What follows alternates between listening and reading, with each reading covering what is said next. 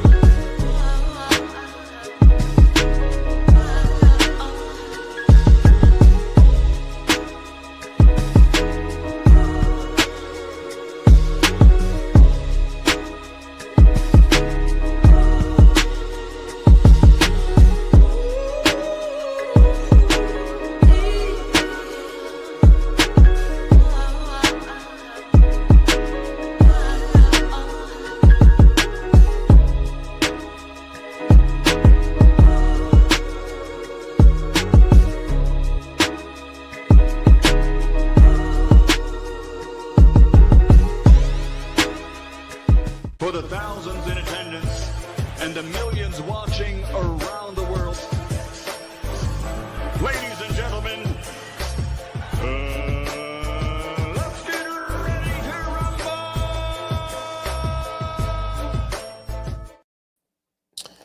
Yeah. What's up, family? It's our boy, Coach Malachi in the building. We are back. True Media Podcast. We back up in this BI.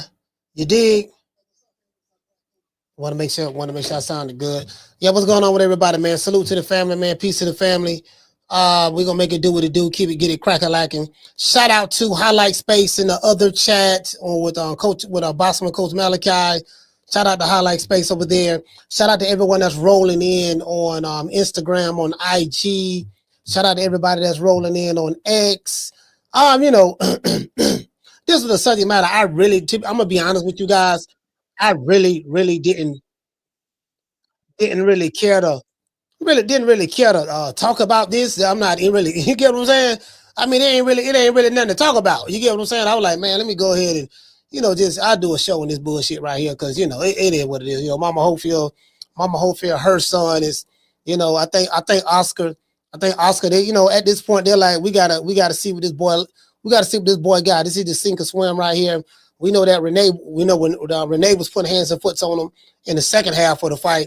Renee even dropped Mama Hofield's son, dropped her son in the 11th round. You get what I'm saying? You already know. You dig? Yeah, my goddamn, y'all remember that? He fought goddamn Renee. That look, the Mexican, the little Mexican dude, man, that dude, look, Renee looked slow and all that, right? Renee looked slow. Guess what? Man, Renee was putting hands, man, shit. Y'all remember that? Mama Hofield's son turned her back on Renee and tried to run. Like literally turned her back and just like literally. Like go look at that fight. Like I think it was what round that was. That's the sixth, I think that was the 8th round or something like that. Like she just turned her back and just walked, like literally was finna walk out the ring. Then went to the corner and went to go sit down on the stool. Only problem is the stool wasn't there. True. Fella, I'm like, man, shit. I'm like, man, this motherfucker right here, if this motherfucker right here ever get in the ring with a, with a live dog, this motherfucker in trouble. All that other shit about, the 5 style, this and that. I'm like, man, look here, man, he ain't what you're saying he is. Some of these dads, not all of them, but some of these dads, man, they be, shit, man, bro, I don't even know what to say. Like some of these niggas, I'm like, yeah, I'm talking about you be hearing some miraculous shit. Niggas catching bullets with their teeth and, niggas catching bullets with their teeth. You get what I'm saying?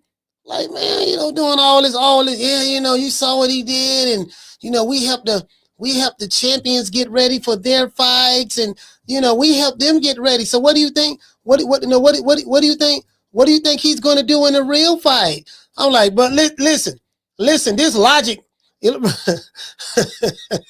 motherfuckers rationalize what they want to rationalize, and the logic they use Now, and the logic they use be the shit don't make no damn sense. I said, okay, so let me get this straight. You, hold on. Let me get this straight. You saying, yeah, you know, we bro, all that tell me you was a sparring partner. You were just a sparring partner for that fight there. I mean, they got to spar with some goddamn body. You were just a sparring partner. It ain't like goddamn you was James Toney sparring Mike McCallum or Mike McCallum sparring doggone Tommy Hearns. You know, because they had a whole bunch of coaches over there at the Crunk Gym. You know, a lot of people think about Manny Stewart, but he wasn't the only trainer over there. It was quite a few trainers over there. But I'm just saying, you know what I'm saying? I be hearing all this goddamn Superman shit and niggas, you know, who them motherfuckers supposed to be Neo in the Matrix. Like he dodging punches. Hey, shout out to CJ from the 504. Shout out to G5 from the Bronx. Shout out to Ali. Motherfucker, he dodging punches coming. Yeah, them punches coming 500 miles per hour, dog. He dodging all of them. Who you think he is? Nicolino Loche? Who you think you is? Pernell Whitaker? You ain't Sweet Pea.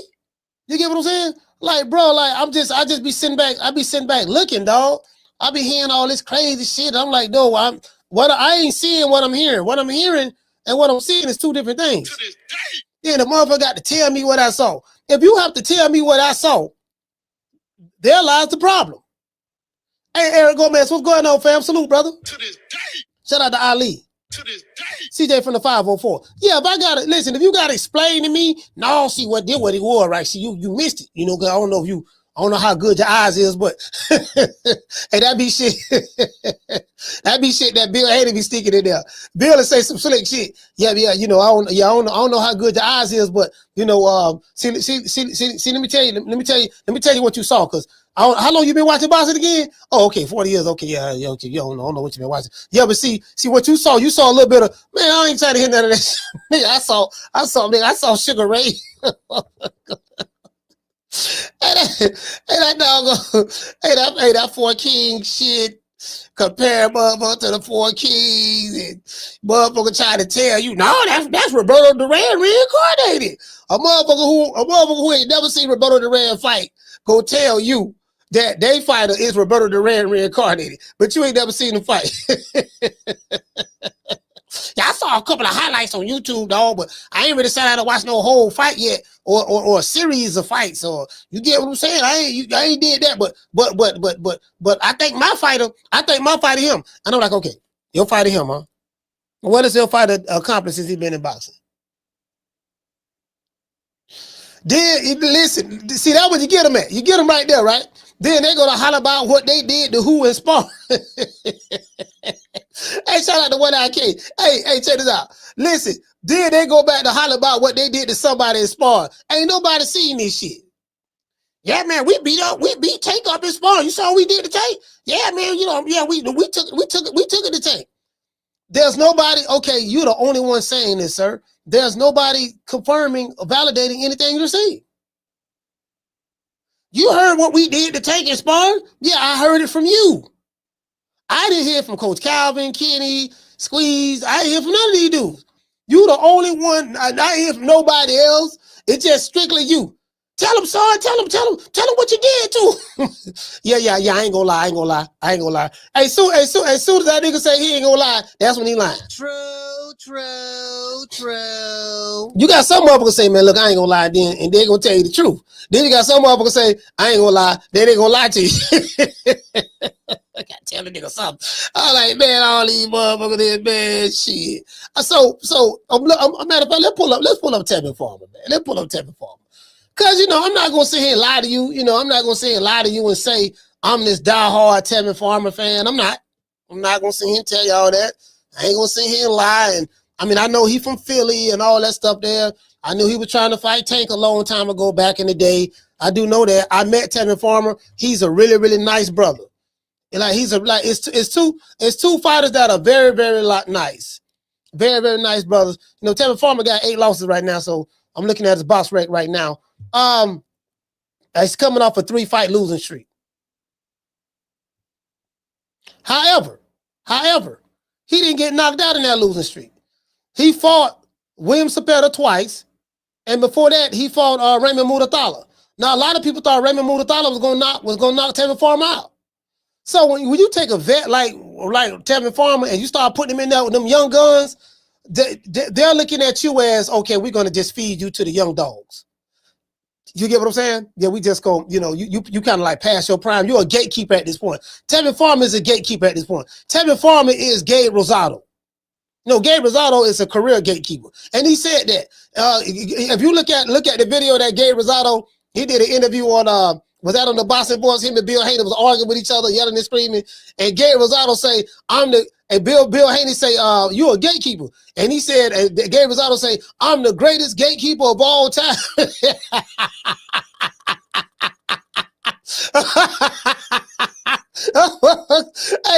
Gabe Rosado out of Philly, right? Ain't he out of Philly? Puerto Rican out of Philly?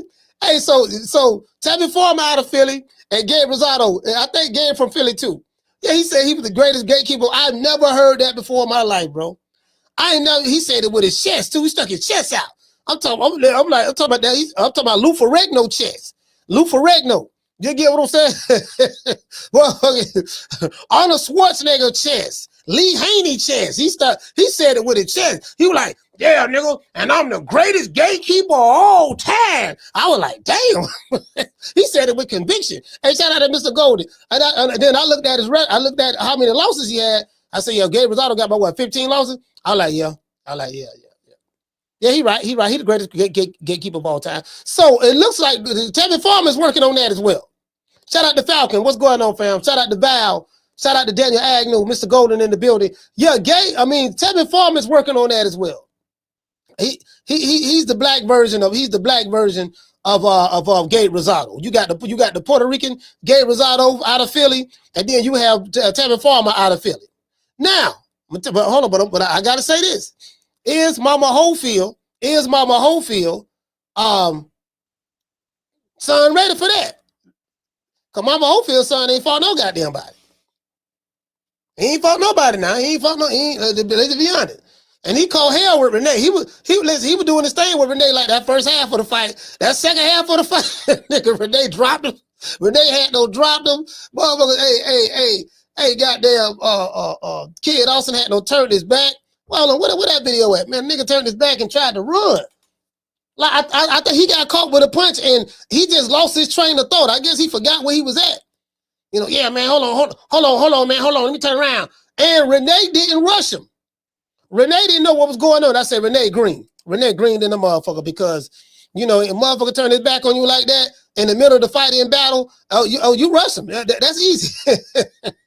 For the rest of this motherfucker right here, dog. Nigga don't turn his back. I'm for the rest of his ass right now. Swing on his ass from behind. Why you hit him from behind? The man turned his back in the middle of the fight, bro. They say protect yourself at all times. That's what they say. You get what I'm saying? So why he turned around and tried to run? Now, I will say this.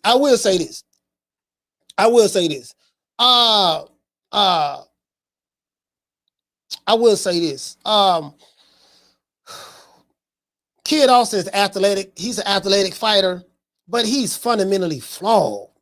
And Tevin Farmer, as a matter of fact, I look at his losses. He lost 2 to Cepeda, 1 to Raymond Mutathala.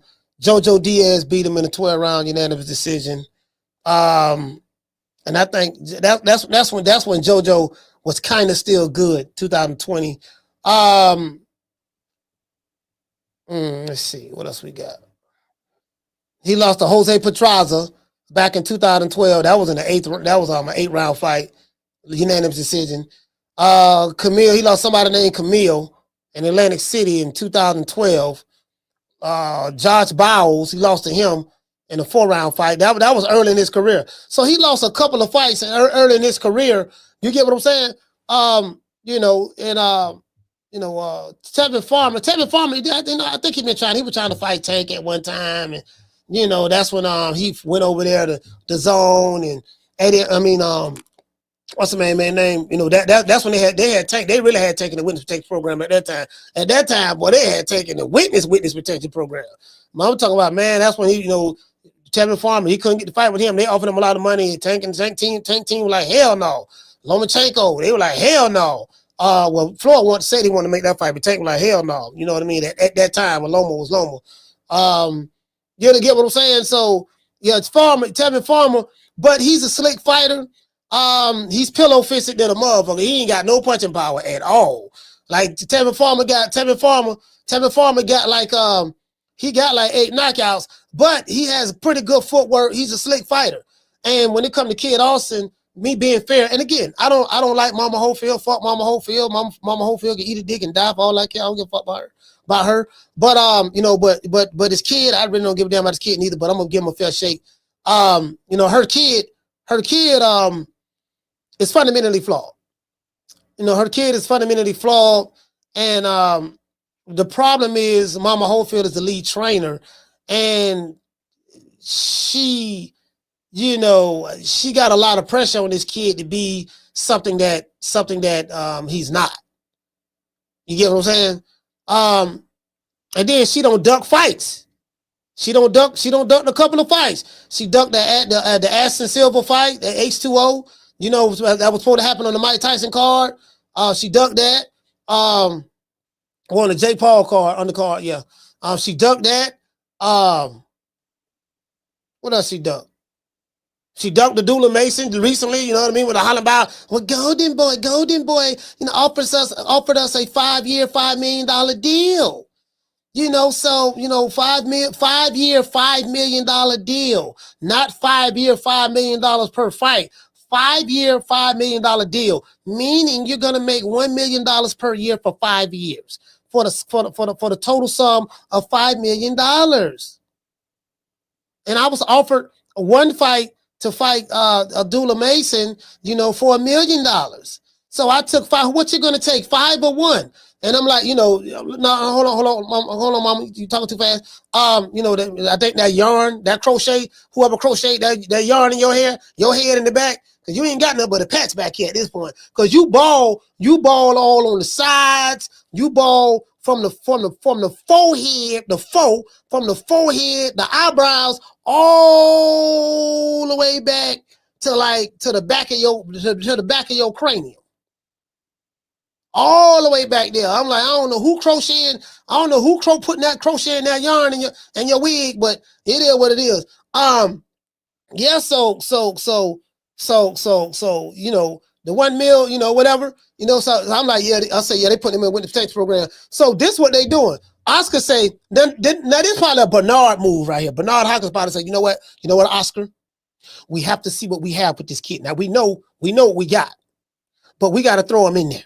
We got to throw him in there. You get what I'm saying? We got to throw him in there. So let's give him Tevin Farmer. Tevin Farmer done lost 3 in a row. He's a gatekeeper at this point. You know, he should be ready for this gatekeeper.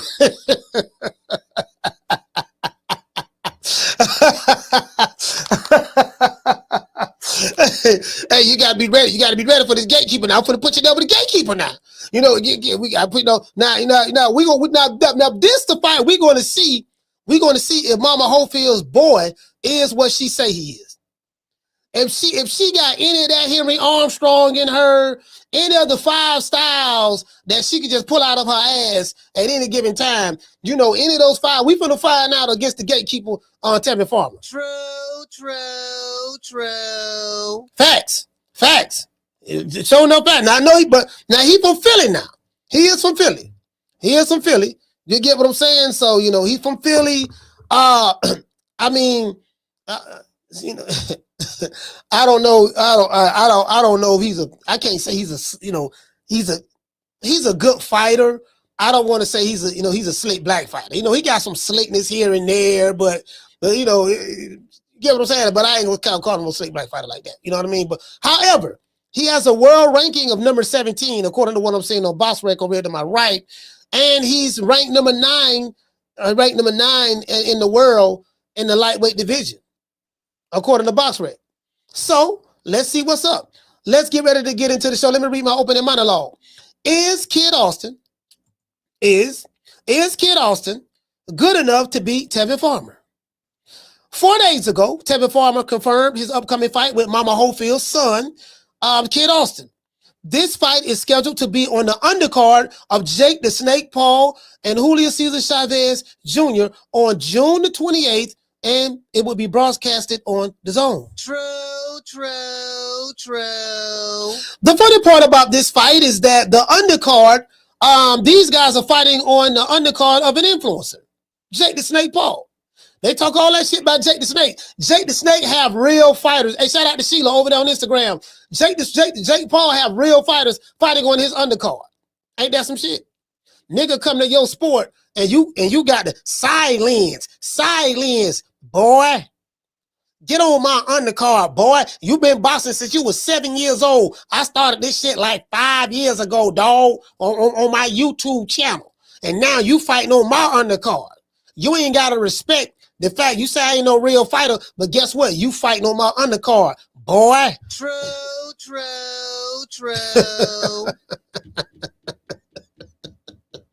Nigga, Jake the Snake, but they say what they want to say about Jake the Snake. They can say what they want to say about Jake the Snake. Guess what? Jake the Snake a bigger draw than Tevin Farmer. Jake the Snake a bigger draw than Mama Hofiled son. Jake the Snake a bigger draw than Julio Cesar Chavez Jr. Jake the Snake is a draw. I'm trying to get a fight with Jake the Snake right now. True. Shit, I'm trying to get the bag. I'm trying, you know what I mean? I'm trying to fight Devin Haney. You know, I probably got to be death by 1,000 cuts. Well, I know he pillow fisted. But you know, I Devin Haney, Bill Haney said, no, that ain't gonna happen. He said, I'm an amateur. You know what I mean? But that ain't the point. The point is, I'm trying to get the bag. I'm gonna have to put out a video telling everybody that Devin is ducking me. Cause I got the receipts. Well, when I called Bill out, I say, no, I heard I'm on the list. When I was talking to Bill about the list, I said, yeah, I heard I'm on the list then. I want the smoke. He was like, no. His manager, his father, his trainer said no. So y'all heard it live. He rejected the offer. To this day. You get what I'm saying? He don't want the smoke. That's a duck. That's a duck in my opinion. That's a duck.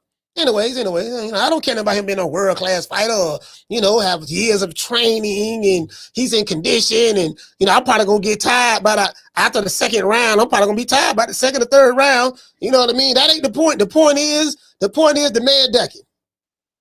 Those are the facts. Now, I wonder if Kid, now this is the problem that I have. I wonder if Kid will show up for this fight. You know, Kid Austin has a history of ducking. He has a history of not showing up for fights as of late. Soon as a big name fight come up, oh man, I hurt myself. Y'all remember that against H2O? Oh man, I put the cap on. No, Mama Hofiled came on my show. That's what she said. I gotta find that show. That's what she said that her son had ball surgery. He had surgery on his balls. Y'all remember that? On this show. They said live.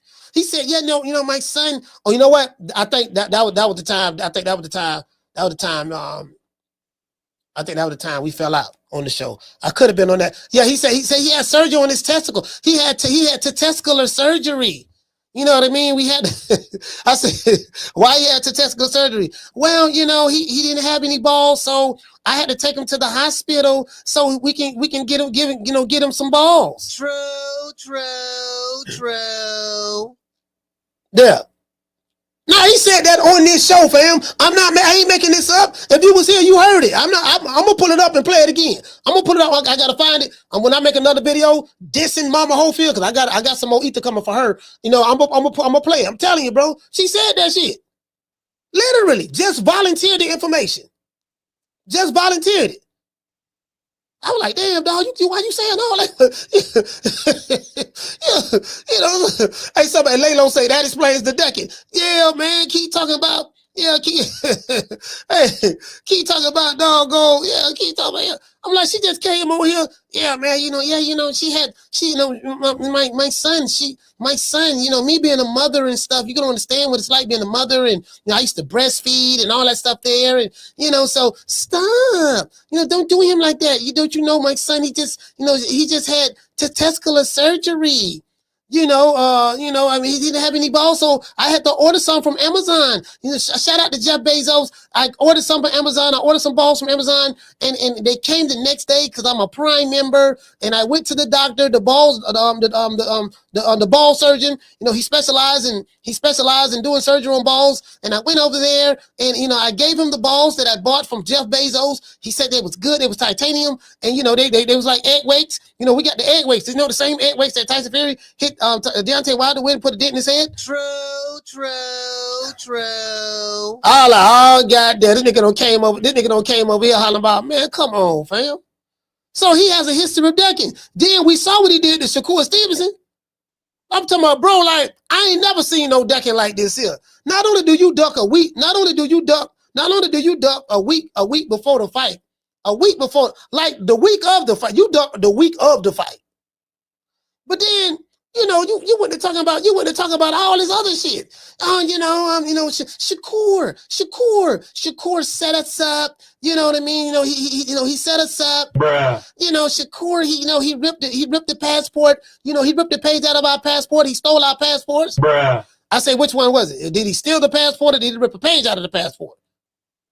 Well, he stole the passport, ripped the page out the passport, then put the passport back at the living facility where we was living at without us even detecting it. Bruh. You can't make this shit up. And listen. Don't worry. I'm gonna release everything. I have the medical records. I have everything. I have the police reports. So I'm gonna show all of that. Mama Hofiled, you still ain't showed it yet. You are now rock. The stickiest of the icky. Yeah. You want to smoke with the old boy Rick James? You still ain't showed it yet. Bruh. Mama Hofiled, you ain't showed it yet. You ain't showed no paperwork yet. You get what I'm saying? So I'm like, yeah, you know, ball surgery. Nigga then motherfucker laid up in the hospital with some headphones. Hey, put a punch drop. Hey, but y'all remember that time punch drop? Hey, you probably got that shit for punch drop too. I remember that time. Yeah, punch drop. Hey, everybody thought this is a true story. Everybody thought punch drop Boston had no died, right? He, you know, but you had a, you know, you had a bunch of racist ass motherfuckers. I don't know who Spanish over there or some shit over there on this channel, and they were like, hey, man, R.I.P. Already know. They were like, man, listen, man. Let's send out some special prayers to Punch. Send out some special prayers to Punch. He got in a serious car accident. So motherfucker went to talking about, yeah, man, he got in a car accident, man. Life and death. Nigga don't took a picture. Hey, check this out. You know how motherfuckers have shit they know. This nigga don't took a picture like in the hospital, right? He got this shit in his nose like this here. He like this here, like, yeah, man, you know, I'm doing good. I'm like, damn, dog. He got the oxygen, you know, he got the oxygen machine thing hooked up to his nose to help him breathe. He took a picture like this. Hey, I swear to God, dog. He took a picture like this here and gave a thumbs up. And everybody like, yeah, man, yeah, Punch. He's all right. He's all right. He doing good. He gave us a thumbs up. Then the motherfucker had to look at the picture. I think it was Carmen Serene, somebody, right? She said, wait a minute. There's some headphones. Nigga don't put headphones. There's some earbuds. Hey, there's some headphones, like earbud. There's some earbud headphones. Nigga put some earbud headphones up right there. I swear to God, dog. I swear this is the truth. Who was around back then, dog? Nigga had no. Y'all look up Punch drunk and a car accident or some shit. Look that up, Google that. That might be on Google somewhere. Yeah, nigga. Hey, so I say he got that shit for Punch. So yeah, but Mama Hofiled, kid, I was taking a whole nother level. You know, all right, kid, lay down, don't move. Come on, you got to play dead. Come on. We're trying to garner sympathy from the public. They're not going to believe that we ducked again. True. Dad, I really don't want to do this. Son, come on, trust me. Just trust me on this. I'm telling you, you're going to get a wave. You're going to get flowers from all over the world. Don't you want flowers from all over the world? You know what I mean? I'm going to be able to, you know, get some more mascara, some more lipstick, and just stuff like that. You know what I mean? Dad, so come on, just leave it. Don't worry about it. I'm going to take a picture. Hey, guy. Hey, I got this guy from Nigeria that we saw. You know, that's here in Saudi Arabia. He's working as a slave over here in Saudi Arabia. So I got him playing but he's a DJ. He works for the Saudis during the day, but he's a DJ on the side. He's a part-time DJ. I got him here. Hey, play that Afrobeat song. I don't know which one it is. They play the Afrobeat song. Nigga laying there with the headphones on them. They got the machine. They got the machine on. Check. I said these niggas, man. True. bro, I ain't never seen that like this here. Motherfucker laid up. I thought that nigga was dead. Then he saw a video 2 days later, him running around and sparring, hitting the heavy bag. I said, how he recovered that fast? He was damn near dead just 2 days ago. We were talking to the doctor. You know, we were making arrangements. We were making arrangements with the mortician and trying to figure out which funeral home we gonna take him to. Only to cut and find out 2 days later, he don't rose from the grave like the Undertaker. He don't rose from the grave like the Undertaker. 2 days later, this motherfucker running around like ain't nothing wrong with him punching on the punching bag. To this day. Man, shit, you can't make this shit up, dog. Listen. This motherfucker like he nigga 2 days later, hey, the nigga got released from the hospital a few hours later.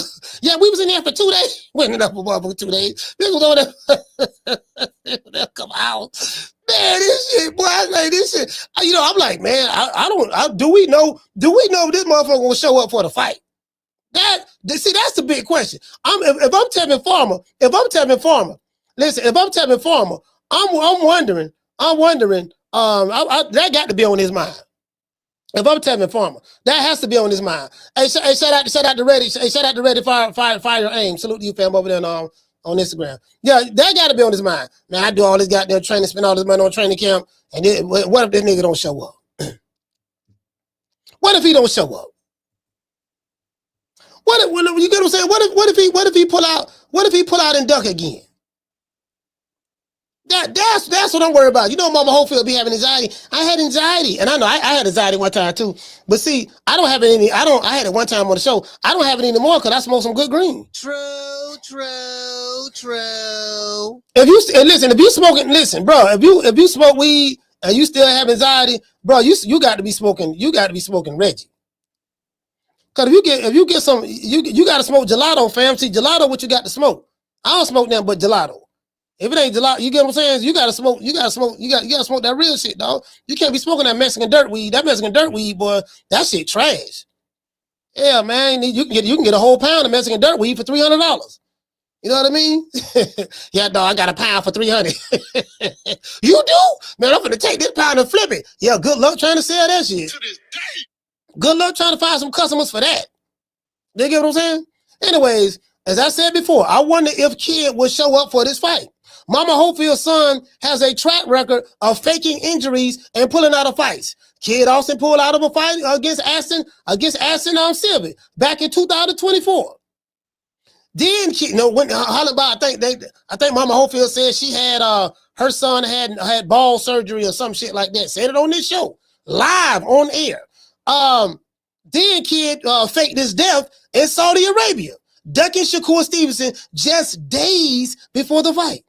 Goddamn, they had to call everybody. Listen. They say Eddie Hearn called everybody. He got in contact with the electric company, and the electric company told him, "Look, we got a guy. He got a guy now. He works for the electric company. You know what I mean? But he's a part-time boxer. He boxes on the side. He's a full-time electrician, but he boxes on the side. You get what I'm saying? So, let me let him know. Hey, Josh Patton, what's up, baby? Yeah, what's up? What you doing? Man, I'm on this big-ass light pole right now, trying to connect these wires so these people can have electricity, get their power back on. Hey, look here, man, I got a call from doggone Eddie the Hitman Hearn. You did? Yeah, I got a call from him. He said he got a fight for you. For real? Yeah, he got one fight, man. Saudi Arabia, man. When the fight is? The fight in 2 days. In 2 days, that's a short notice. Yeah, we finna fight a kid, but the kid, the kid got scared, shake like booty meat. Nigga with a hollering about Shakur Stevenson poisoning them and Saudi, took out a seat, poisoning them, this and that, and all that shit there. Nigga went to the hospital for 2 hours, laid there like he was on his deathbed. Nigga, we was over here, everybody was over there crying. We thinking it's over with, and then come to find out that nigga was faking. Yeah, man, so 2 days notice. Listen, Padley got on the plane. Padley finished his shift. He finished this shift. He had like 7 more hours to do. He finished this shift, jumped on the plane, He didn't even go home. He jumped on the plane, went over there, went to Saudi Arabia. He still had his electrician belt on. The man still had his electrician belt on, had his electrician boots when he fought doggone Shakur. The man had his hard hat. They had look Chuck out of seat said, "Look, man, listen, brother, take the boots off, put on some different shoes, and listen. Let me see the hard hat. Let me hold the electrician belt that you have with all those heavy tools. Don't worry about it. We got something for you, brother. You know what I mean? 2-day notice. True. Yeah, facts. You know what I mean? 2-day notice. Anyway, as I said before, we don't know. We don't know if this motherfucker gonna show up or not. Mama Hofiled still hasn't shown proof of the poisoning, quote unquote. Mama Hofiled hasn't shown proof of the poisoning, a police report like she said she was going to show, and hospital records like she said she would do as showing proof. She ain't did none of that shit yet. Do you want me to believe that kid won't pull out of this fight with Tevin Farmer? I don't know. I believe it when I see it. As for the fight itself, if it were to happen, this fight could ruin Mama Hofield's ego if her son were to lose to the gatekeeper, Tevin Farmer. True. Kid Austin has a lot of bad habits and tendencies, and he does them in the ring a lot. For one, he moves around entirely too much. Too much goddamn moving. Very unnecessary, right? Kid Austin receives bad advice against inferior opposition. Against Renee Talese, Kid Austin was dropped in the 11th round and turned his back trying to run away from Renee in the middle of the fight. He got a gift in that particular fight, in my opinion. But he won't be able to make those mistakes against the Philly native, Tevin Farmer. I have Tevin Farmer, pretty much outboxing Kid Austin. However, if the fight were to go 12 rounds, because Tevin Farmer is pillow-fisted, if the fight were to go 12 rounds, I can see him getting robbed by the judges. I can see that happening. I only worry about Tevin Farmer getting robbed, as I said before, by the judges. In a recent Instagram post, Tevin let it be known that this fight is personal to him. Why? Because Mama Hofield's been running her pussy on Mill City Boxing again. True. Yeah, she been running her pussy, man. She been running her pussy again. Mama Hofiled, Mama Ho is what I call her. Mama Ho, nickname for Mama Hofiled. Mama Ho has been telling fools her son will stop Tevin Farmer. My son is gonna beat up Tevin. Let's listen to what Tevin Farmer had to say about the bitch, Mama Ho, and her son, Kid Austin. Today's show is sponsored by Foster's Barbershop. If you're on the city of Tampa and you want to get a haircut and you want to have peace and, you don't want to have to worry about, 1,000 motherfuckers being in the barbershop with you, please download the app Booksy. That's BOOKSY, and look for Foster's Barbershop. It's right there in West Tampa, 1923 West Main Street, West Tampa, Florida, 33607. Historic Barbershop, Foster's Barbershop. R.I.P. to Foster. Book an appointment. We serve drinks. Well, not we, but they serve drinks there. They have a tiki hut in the back, a golf course in the back, and they have a tiki bar and a tenderoni that will be more than happy to quench your thirst. From a liquid standpoint, no Diddy. True. Gotta say no Diddy now. Gotta say no Diddy. Yeah, you said quench your thirst from a liquid standpoint. What type of liquid you talking about? Are you talking about the liquid that Cassie was drinking? No, not that liquid that Cassie was drinking. We ain't talking about that liquid. We ain't talking about that. I'm just saying, alcohol. You may want some Henny on the rocks, or you may want some Ciroc, or, you want some scotch or bourbon. We talking about stuff like that. That's what we talking. We ain't talking about what Cassie was drinking. No, sir. No. We ain't talking about that at all. But anyway, before we get into the show, we got to say all praises due to the Most High, the Most Exalted, the greatest human being on the planet Earth. And I say that sarcastically, Mr. Al Heyman. Well, I guess I got to be like everybody else and saying Al Heyman. I can quit my job now, baby. 6 figures, baby. You feel me? I'm about to But a name. Do you have a name? Oh, nah, I ain't got no name, Name them names, man. They know who they is. Name them names, please. The names need to be named. They know who they is. The Mexican Monster. As my good brother Tariq Nasheed would say, Mama Ho been over there, bussy popping that bussy. She over there popping that bussy. You get what I'm saying? Shout out to Tariq Nasheed. Yeah, man, she been on there popping that bussy, man. Yeah, Mama Ho. What Mama Ho? Mama Ho. And you know what I want? I just want somebody. I want somebody to interview that whole ass nigga. Interview her and just say, Mama Ho, how do you feel about? Because I saw a video where you said, you love Mama, you love the name Mama Hofield. Oh my gosh, I love it. Oh, for those who call, just keep coming, keep saying it, keep calling me that. So guess what? I promise you, I will keep my word. I will keep calling you that, Mama Ho. To this day.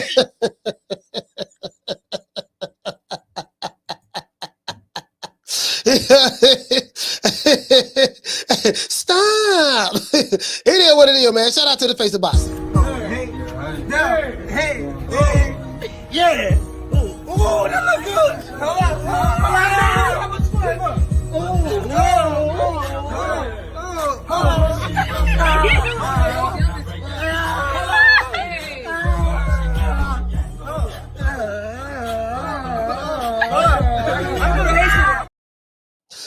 Listen, I'm gonna be honest with you, fam. From a skill set standpoint, I don't, the thing is, Tevin Farmer is pillow fisted, so he got pillow for fist. And I know this is a setup fight, but this fight can go one or two ways. This is something that when we got to see what kid has. So again, I think this is I think Oscar them like, we tired of this shit. Mama Hofield, we tired of her and her son's antics. We just gonna throw him to the wolves now. You know what I mean? So this gatekeeper, but Tevin Farmer is a professional gatekeeper, former world champion, but it's a professional gatekeeper. You get what I'm saying? So at this point in stage in his career, so they're like, okay, if you are what we think you are, and he don't had 2 long fights, 24 rounds with William Cepeda, then we're gonna get him right on time. So you got Oscar over there, right? Wait a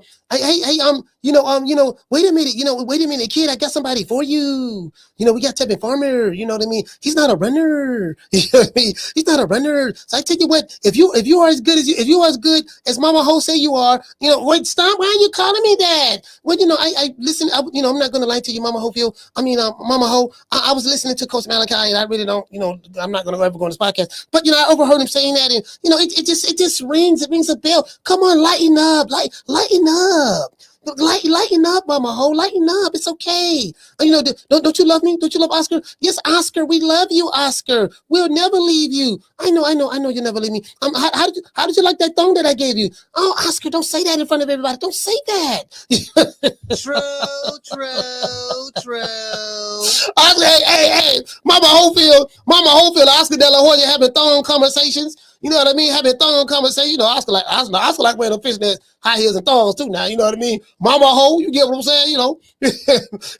Going. I ain't never been to a Diddy party. I ain't never been to no Diddy party. But have you ever been to an Oscar De La Hoya party? I just want to throw that out there now. Everybody talking about Diddy, but boy, I'm hearing, boy, you get what I'm saying? I'm hearing that boy, wow, boy. I'm hearing that boy, Oscar, wow. Shit, I'm like, man. I heard Oscar, boy. Nigga, Oscar, shit. Hey, you get what I'm saying? Anyway, shout out to the golden boy. Shout out to the golden boy. It is what it is, man. Shout out to the 10 members of PYTs and the honey dip and the snow bunnies. See your eyes shine, she's my snow bunny, please. In the winter lights, so she's my sweet Dr. Cream. Talk to my nose, this love has got it so raw. Make you move, stepping out of control. Turn it up.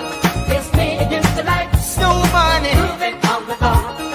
Everything's so right. Got that smooth soul feel. No, that's Dance it in the light. With my snow bunny love. We're party by the night.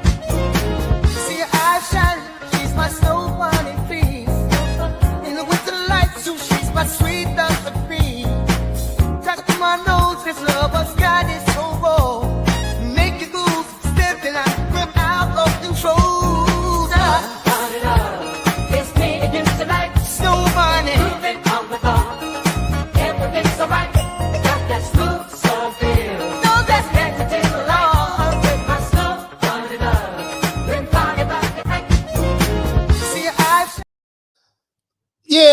what it is, man. Mama Ho, you know, Mama Ho.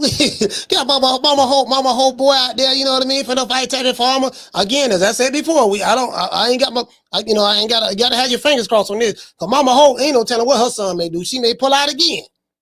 Much she pull out the fight. I'm surprised she got kids. You know what I mean? I'm like, God damn, but the pull out bandit lately. Shout out to SP got beats. All this pulling out. You know, but he shouldn't. Now this is the trap fight though. This is the trap fight because Tevin Farmer has never been stopped, and he's a pretty good boxer. He lost to some higher caliber fighters. He has. You know, when see this is the only problem about being pillow fisted. When you got pillow for fist, you know, you leave yourself at the mercy of the judges when you go 12 rounds. When you got pillow fist, you can't have any close fights. If you pillow fisted, you better win decisively. It got to be like, damn, dog, we want to rob a nigga, dog, but he don't landed 15 punches this round, and that dude landed 1 punch. So how do we give him credit for a round? And God damn, I want to give it to him, dog. Now they did it. They did it when with Rocky Hernandez. With Rocky Hernandez, when he fought Oshaki Foster, they had one judge gave goddamn Rocky 11. He was winning 11 rounds to 0. Motherfucker. Bro, there was no way, because it was clearly rounds he was losing in that fight. It was a close fight, but 11 rounds to 0, 11 rounds to 0. So I'm trying to tell you, bro. So, bro, listen, this might be that Golden Boy special. You know, so it can go either way. This is the opportunity for Tevin Farmer to be like, you know what, man, y'all tried me now, dog. Y'all gave me win. Y'all okay? I fought Raymond Mutathala. He fought Raymond Mutathala. He lost a 12-round decision to him. Then he fought doggone what's the man name? William Cepeda twice. That was 2 back-to-back kind of like wars. You get what I'm saying? A constant pressure from William Cepeda. And then now, look, I tell you what, now we finna give him the jitterbug. Oscar and them like, you know, I'm tired of this shit. You know, Mama Hofiled, I'm tired of Mama Hofiled. You know, hey Bernard. Yes, Oscar. You know, I'm tired of this shit. You know, Mama Hofiled and her son, you know, just get them nerves, make me look like a fool. This Turkey Ali Sheik in Saudi Arabia. Oscar, I told you. Now, you know, I got this boy from Philly by the name of Tevin Farmer.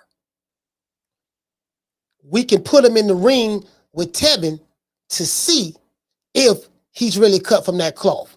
And another thing, Oscar, we can use this as a measuring stick. Not only for us, but for them, Mama Hofiled and her son, for them to see exactly what they have. Now, we gave them Ronnie Shields. Ronnie Shields is supposed to be the lead trainer, but somehow Mama Ho, her femininity kind of took over, and now she is, you know, she's the lead trainer of the camp. I'm tired of both of them too, Oscar. I'm tired of them, and I'm tired of Ryan Garcia. I know, Bernard, but we don't have a choice. Like, Ryan, he's an Instagram model. He's marketable. Yes, Oscar, but Ryan Garcia is a shit fighter. He hasn't accomplished anything in the sport of boxing. Well, wait a minute. He has accomplished something. What has he accomplished, Oscar? You know what, Bernard? You have a valid point. Okay, back to what I was saying. Now, this is an opportunity. Now, we got the judges on the payroll. If it go 12 rounds, we gonna make sure Kid win the fight. But this will be a learning lesson fight, to let him know that he's not ready for the other top guys. Mama Hofiled is the one that's pushing this. And we can get the mama out the way and find the daddy. And we can get the mama out the way and find the daddy. I think that'd be better. You get what I'm saying? We gotta try to find who is Kid Austin's daddy. We know who his mama is, but we looking for the daddy. True. We looking for the daddy. We know who the pappy. Do anybody know who the pappy is? We know who the mammy is. Listen. We saw your mammy. We saw your mammy with that yarn in her hair. We know Mama Ho the mammy. Mama Ho is the mammy, but we looking for the pappy. Do anybody know who the pappy is? The child support is delinquent. Mama Ho is a single parent raising her son by herself. You get what I'm saying? You get what I'm saying? The sources say a nigga hit and ran. Sources say a nigga hit and ran, got her pregnant. You know, she bust that pussy wide open, shit it out her baby. You know what I mean? And then next thing you know, goddamn it, she around here talking about stop. True. That's what sources say. Let's hear what Tevin Farmer says over here. Because Tevin Farmer seemed like he's been disrespected. You know, he understands that he's a gatekeeper. Again, I like Tevin Farmer, but at this point in his career, you know, at this point in his career, somebody say, do anybody know how Camilla's doing? Camilla's doing fine. She's doing fine. She's doing fine, brother. She's doing fine. Hey, thank you for asking. She's doing fine. Let's see. What Tevin Farmer at? Tevin Farmer 38 hot. Like, yeah, the nigga trying me, dog. Y'all around here talking slick, talking that flim flam, popping that weak. You get what I'm saying? Let's see. What Tevin at? Did Tevin post this? See, did Tevin post this? Oh, here you go right here. I got it. I got it right here. Here go Tevin right here. Now, get me wrong now, you know, again, shout out to Tevin Farmer. Shout out to Tevin Farmer. You get what I'm saying? You know, we're going to see what's up. This could be a trap fight. This could be a trap fight for Mama Hofiled son. Now, here go Tevin Farmer. Y'all listen to this right here. Let's go. See, I was trying to play it cool. You know, just train, see you at the fight type thing. I was never the type to get on Instagram and talk shit or Twitter or anything. But you Schofield boys that made it real personal because y'all just talking too much. And people sending me interviews of y'all talking shit like crazy. Then it's personal now. I feel bad. And bro, I ain't Renee. That pressure he put on you, you turning your back? Don't do that shit with me. I ain't none of these niggas you used to. I'm a different type of animal. I'm from Philly. I'm a different animal, my boy. Yeah. Oh my gosh. Hey, you get what I'm saying? Hey, tell, hey, listen. Now, Tevin Farmer, Tevin Farmer, he's no kid of Melvin Farmer, but the founder of the A-Trade Gangster Crips out in LA. But shout out to Tevin Farmer. Shout out to Castor Shell. Hey, okay. Dropping that quote over. Bam, dub on your boy. Hey, Leroy. Super chat received. Playtime's over, boy. He said Kid Austin has turned down 3 fights with then undefeated fighters, including a reigning world champion. He said the fighter guy coming off 3 straight losses. Bro, you can't make this up. You can't make this up. Shout out to Cut Creator. Hey, okay. Dropping that $2 super chat. He said Tevin dropped Cepeda with those pillows. Kid done. No, facts. He did. Now he did do that. Now he did do that. He dropped Cepeda twice, and they didn't even count the knockdown in the second fight. That was a left. That was a. I think that was a left hook to the body. I think it was a left hook to the body. Down from the bar, there's a platform stage. People pimping, sharp as razor blades. Yeah, I think that was a left hook. I think that was a left hook to the body too. They didn't even count it. Referee talking about something. No, ain't no knockdown. Sir, that was a clear knockdown. Like there was open space, hook landed, the pedal went down. Referee standing right there. No, there ain't no knockdown there. What? Y'all saw that? Yeah, we saw that. That was a knockdown. So this is what I'm saying. So these are the kind of shenanigans that go on in boxing. It's difficult. Fights like this, you can't really put no money on it. I'm gonna tell you why.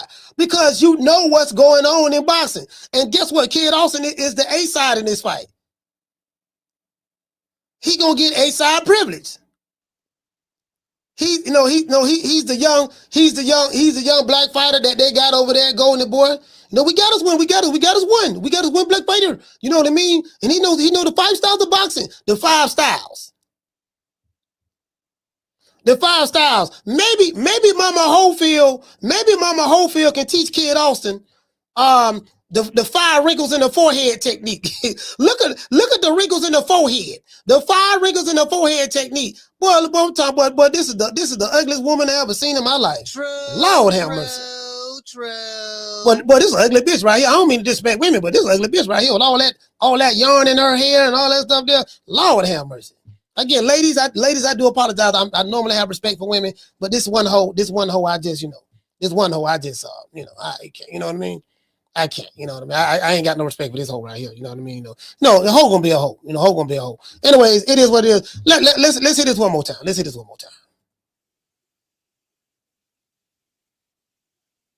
Just train, see you at the fight type thing. I was never the type to get on Instagram and talk shit or Twitter or anything. But You Schofield boys done made it real personal because y'all just talking too much. And people sending me interviews of y'all talking shit like crazy. And then it's personal now. I feel bad. And bro, I ain't Renee. That pressure he put on you, you turning your back, don't do that shit with me. I ain't none of these niggas you used to. I'm a different type of animal. I'm from Philly. I'm a different animal, my boy. Oh my gosh. Hey, you know, I'm not gonna lie, bro. Hey, shout out to Nesta Gills, man. Shout out to Nesta Boston Boys. Let's give Nesta a round of applause.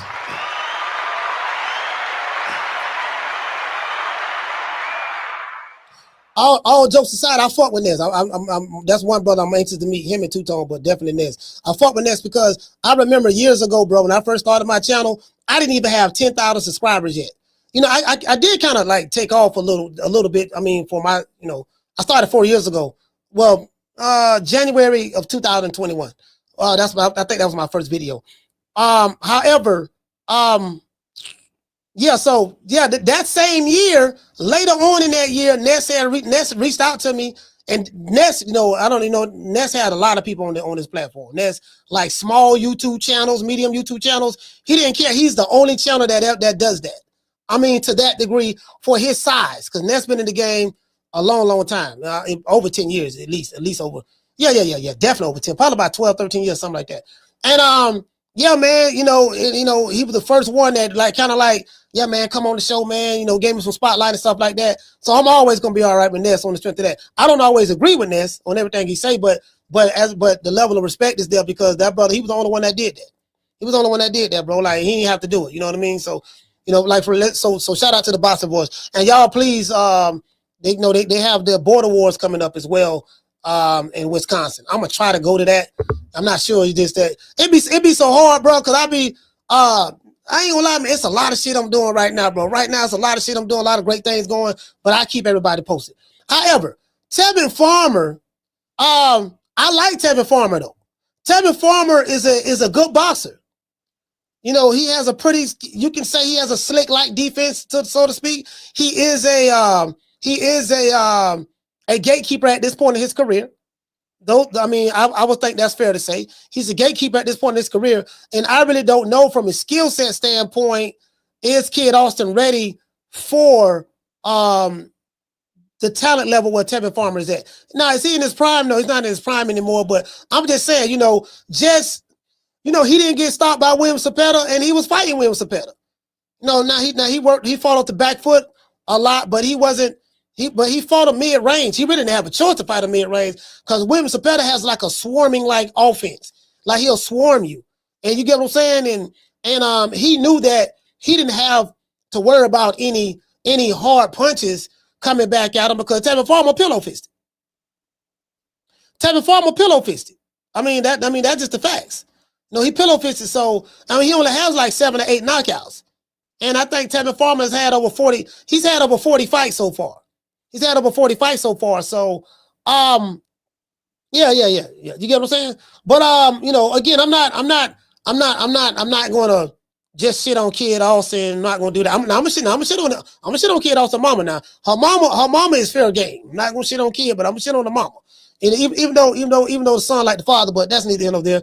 But yeah, but me being objectively as possible, bro, like. This is gonna be a tough fight. This is gonna be a tough fight for this young man. It's gonna be a tough fight for this young man. It's gonna be a tough fight. You know what I mean? And you know, he's a former world champion as well. You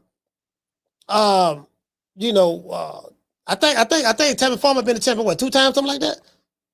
2-time world champion, something. Hold on. Let me look at his box rate. Let's look at his box rate right quick. How many times he been a world champion? How many times Tevin? I met Tevin, man. He's a nice guy. Really nice guy, bro. Like, he one of the nicest people you ever want to meet. One of the nicest people you ever want to meet. Yeah.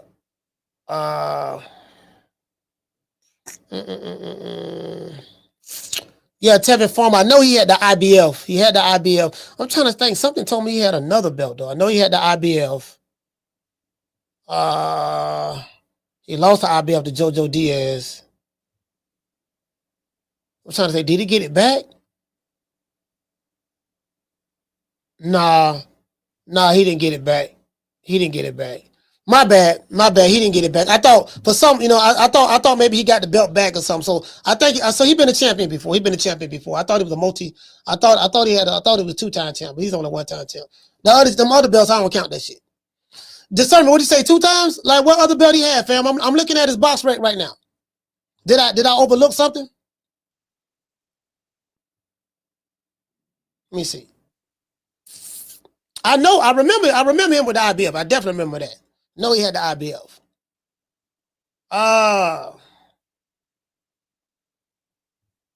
Trying to say, did he lose it? And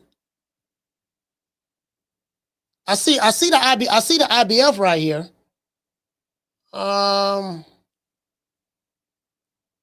Super featherweight. I remember that. I remember him losing it. I remember him losing the belt to JoJo Diaz. Remember that. He fought Raymond Mutathala. I saw that. We saw that fight. Yeah, so yeah, I think only 1 time, fam. No, I think only 1 time, fam. Yeah, he's only been a champion 1 time, from what I can see. He was the IBL super featherweight champ. But I think that's it, brother. I think that's it. So, he had the North American Boxing Federation. Listen, he had the NABF belt, the North American Boxing Federation belt. Are you counting that belt? Now he did have the North American Boxing Federation super featherweight belt. Are you counting that belt, fam? I'm just asking. Hey, I'm trying to, you get what I'm saying? Now, wait a minute. Now, hold on now, coach. You're wrong. He did have the NABF WWE belt. Stone Cold had that belt. The Rock had that belt. He won that belt WrestleMania. You get what I'm saying? Bro, this motherfucker. Hey, listen, boy, I'm trying to look. You know what I mean? So I'm like, okay. Now, I will say this. This is a test. This is a test for Kid Austin, because if Kid Austin is everything his mama say she is, if Kid Austin is everything his mama say she is, you know what I mean? The 5 styles of boxing. This motherfucker here coming in there. I'm just, wait a minute, stump. Wait a minute. You stump it. Mom, stop. Don't call me mom. Don't call me mom in public. Mom, Mom, why are you clenching your teeth? Captain and kid, stop it. I'm telling you. Wait till this camera go off. I'm going to get you. I'm now back to what I was saying. Hey, no, we got some questions for Kid Austin. No, don't worry about Kid. Don't worry about him. I'm going to answer the question. Talk to me. Look at me. Talk to me. Now, what is it you want, Mill City? Yeah, Mama, I got a super chat right here from Coach Malachi. I don't read that super chat. I know. Wait a minute, Mama. He gave $20. I gotta read it. Mama say, Coach Malachi say, where's the medical records at? And the police report when you said Shakur broke into your living facility and stole the passport. You said you were gonna show it. Coach got the video right here. Well, you said you were going to show all of that when everything is over with. What's going on? Look. We don't dwell in the negative realm. He's negative. We don't dwell in that. Do you know that? Mill? He's upset. He's mad because I invited him to my house. I gave him smoke some of my finest Reggie. And don't you know he insulted me? He told me that my Reggie was Reggie. He said I didn't have any gas, and he would never smoke weed in San Antonio ever again. True. Bro. Nigga, I don't smoke nothing but gelato. I'm telling you, I don't smoke nothing but gelato, boy. Boy, the worst thing you could do to me is offer me some babbitt ass weed. I'm gonna say, my nigga, let me tell you something. Don't offer me this weed. This shit ain't good now. If this shit ain't good, I'm gonna talk about you. Miss Black Panther, I'm telling you right now, if you offer me some weed, I don't smoke no everybody shit anyway. I don't smoke no everybody shit. I'm telling you right now, I don't smoke, I do not smoke everybody weed.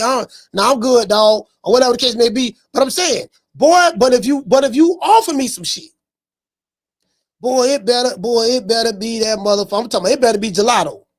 It better be gelato. That's all. It better be gelato, boy. You offer me some shit, and I smoke that shit, and I get a motherfucking and that shit gave me a headache. This nigga called. Listen, Mama Ho had 2 weed men, right?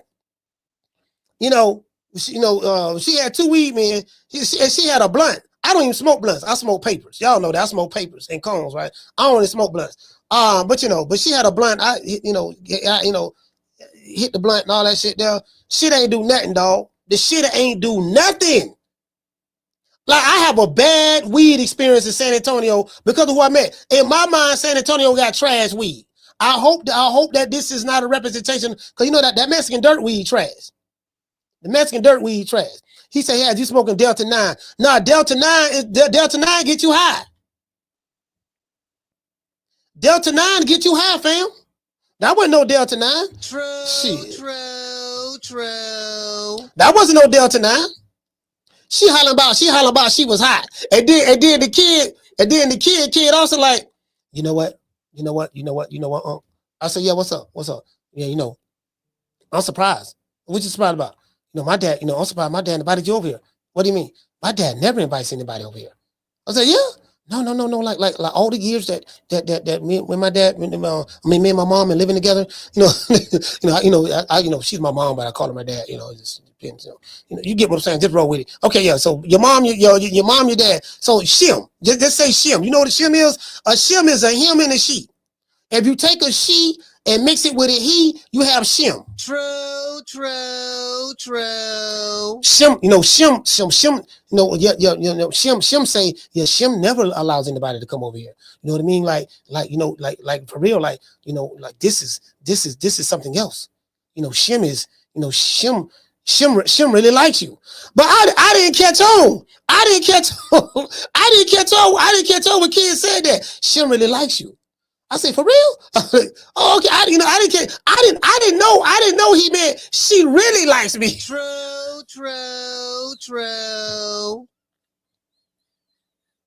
No, I didn't know. I wasn't picking up on the signs. I was like, okay, all right, okay, cool. Yeah, man. I'm like, yeah, man, she cool. Yeah, she cool. Yeah, Mama Hofiled cool, man. Yeah, Yeah, I mean, your mom, I mean, your dad, he all right, she all right, she all right, yeah, I ain't think nothing of it, but I caught on, now motherfucker, don't call the backup weed man.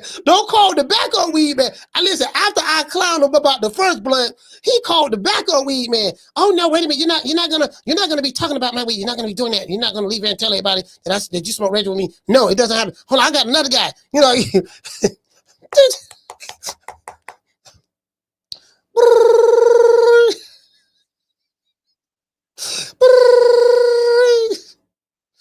I'm talking about my weed.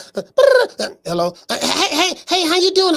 Buddy? How you doing? Where are you? Are you close? Yeah. I'm on the riverwalk. Okay, look, listen, check this out. I have this guy right here. I'm trying to really impress him. I gave him some weed from the other guy. The backup weed guy that I normally use when you're not around. Yeah. What happened was I let him smoke a blunt. No, he didn't even smoke it. He had like 2 puffs and said it was nothing, and he gave it back to me. And and I'm really upset with him, and I'm trying to impress him. So can you come back and bring the stronger batch? Bring the other stuff. Bring the good stuff, because I want to show him what I really have. The second weed man came. Nigga, he got a whole batch. Like, he got I got shit. You gonna like this. And I hit that shit like 2-3 times, bro. I like, fam, this shit smell like this shit tastes like the other weed, fam. Like, what's the chances of 2 weed guys having the same weed? Like, what's the chances? What's the chances of that? Both two. Listen, how you got a weed? How you got weed plugs and both of them got the same weed? You get what I'm saying? Like, shit, nigga around this bitch, man. I'm like, man, shit, nigga, I ain't about to try to hear that shit, man. Motherfucker around this motherfucker, man, stressing the nigga out, smoking nigga got that stress. Shout out to Big Dog Willie. Hey, okay. Jump out of $2 super chat. He say Jake Paul versus Tank November 22nd, Las Vegas. Facts. Has that been confirmed, fam? Has that been confirmed? I don't. Jake Paul got a fight coming up. He fighting Julio Cesar Chavez. I know that's facts.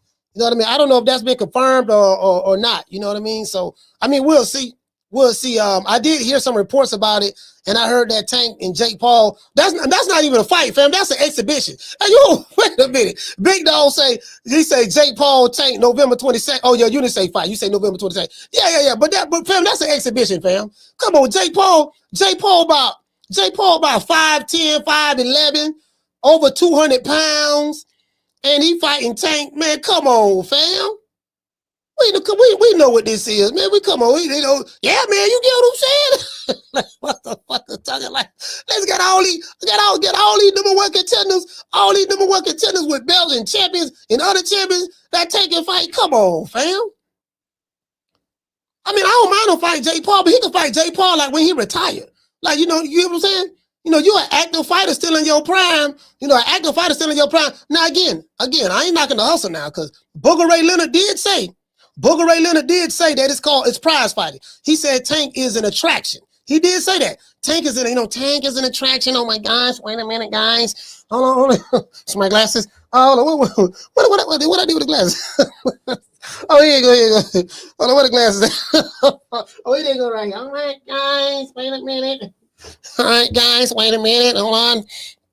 I know you guys haven't seen me in a while. My name is Booger Ray Leonard. You know what I mean? Hold on, wait a minute. Let me call. Hold on, wait a minute. Let me call Tank. Oh my gosh.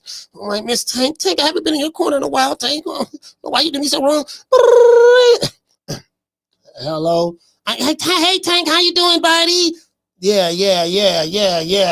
Who it is? Man, Tank, this is me, Booger Ray Leonard. Come on, buddy, you know who I am. Leonard, what's going on, Leonard? Leonard, what's going on? Yeah, Tank, I was just wondering, I know you got this fight coming up, you know what I mean, with the Lamont Roach rematch, hopefully you pull through with that. I thought you're gonna clean this clock this time. I know you are, you know what I mean? And I was but I hear you got the Jake Paul fight coming up on DAZN. Yeah. Leonard, I remember when you said DAZN was the dead zone. Yeah, I did say that. Well, it looked like they're alive and well. Yeah, that is true. I was wrong about that. But anyways, Tank, I'm just saying, buddy, you know what I mean? Is there any way you can let me back on the team, Tank? I mean, you know I'm loyal. I always rep for you, and you know how I treated Floyd. I treated Floyd so good. I gave him the best years of my life. And now, Tank, I'm in the twilight of my years, and I just want to walk that aisle, walk down the aisle to the ring and work the corner just one more time. You know what I'm good at. I'm good. I'm good. Yeah, Leonard. You know what I mean. But I got Calvin. I got Barry Hunt over there. I got and I got Bugs, and I got doggone Coach Kenny. So it really ain't no room. Over there. You know what I mean? Over here in the camp. Yeah, I know, Tank. But if you just give me a chance, I'm telling you, you know how good I am. You know my specialty. Make it last. Make it last forever. Don't let I love me.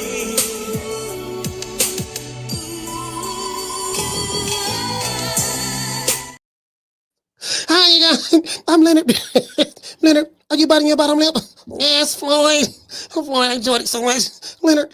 This guy's clowning me everywhere I go, Leonard. They're clowning me. They talking about, in between rounds.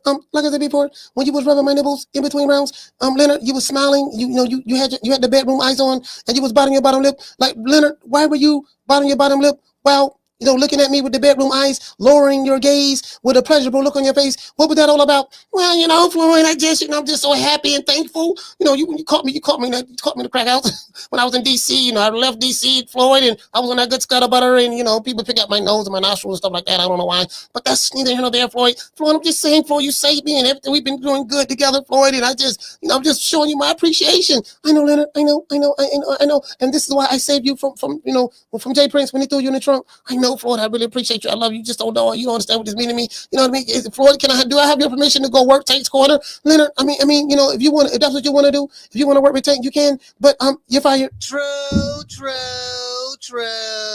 Goddamn Floyd don't fire Booger Ray. He don't fire him from Mayweather Promotions. Booger Ray ain't been the same, dog. Y'all, hey, listen. Y'all get in contact with Booger Ray. Let him know. I'm looking for a co-host. Right now. Let Booger Ray know to listen to True Media Podcast. We are here. We're looking for a co-host. It's two people that can come on this show and co-host.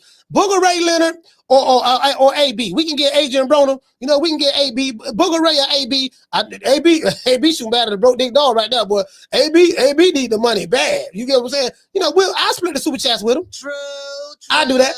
True. Hey, you know what? Hey, shout out to C Love. Listen, tell AB I split the super chats with him. I ain't greedy. I'm not greedy. You get what I'm saying? I give him, you know, we'll do that. Anytime some cash apps come in or super chats, 50% go to AB. I do that for him. You know what I mean? Because I like AB. I do like AB. You get what I'm saying? I mean, he kind of like, you get what I'm saying? You know, he washed up now. He is washed up. Shut that soft ass shit up. And the best man Shut to that win. soft. That's some soft ass shit. Shut that soft ass shit up. All that soft talking. I know you can do it, man. You got to. Man, shut that soft ass shit up. Yeah, man, we got to get AB a job. Listen, you know what we need to do? We need to talk to Ness. See, can we get AB on the boxing boys? You know what? All jokes aside, a lot of that I think that'd be a good idea. That Ness should do that. All them washed up dudes who washed up, they past their prime now.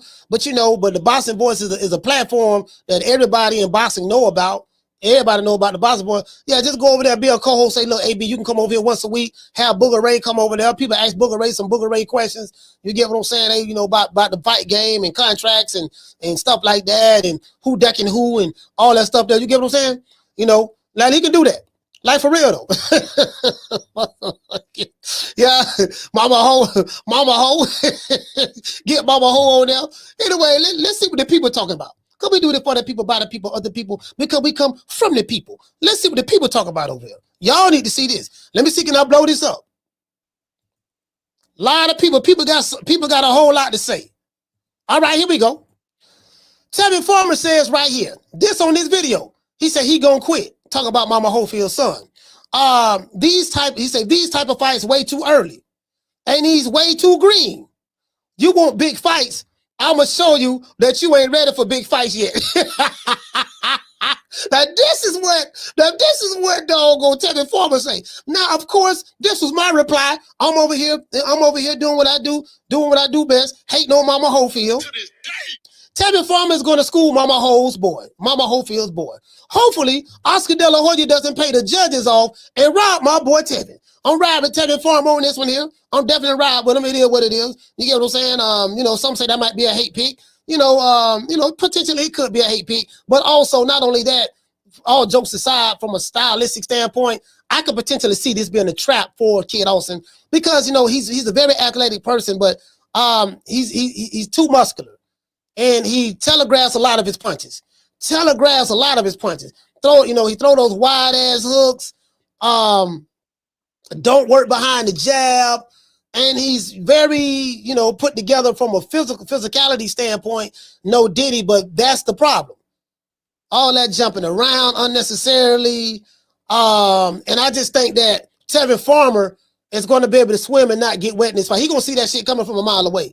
Because if you telegraph and shit against Renee and all these other dudes, you know, you do, and you pretty much fighting the same style. Now I did hear Mama Ho did say that, you know, wait a minute, you don't understand when my son fought Renee, you know, that was the Henry Armstrong style.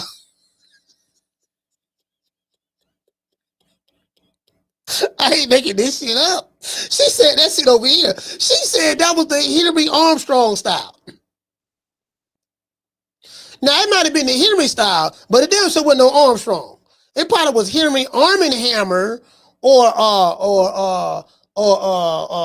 Henry Johnson style. That might be Henry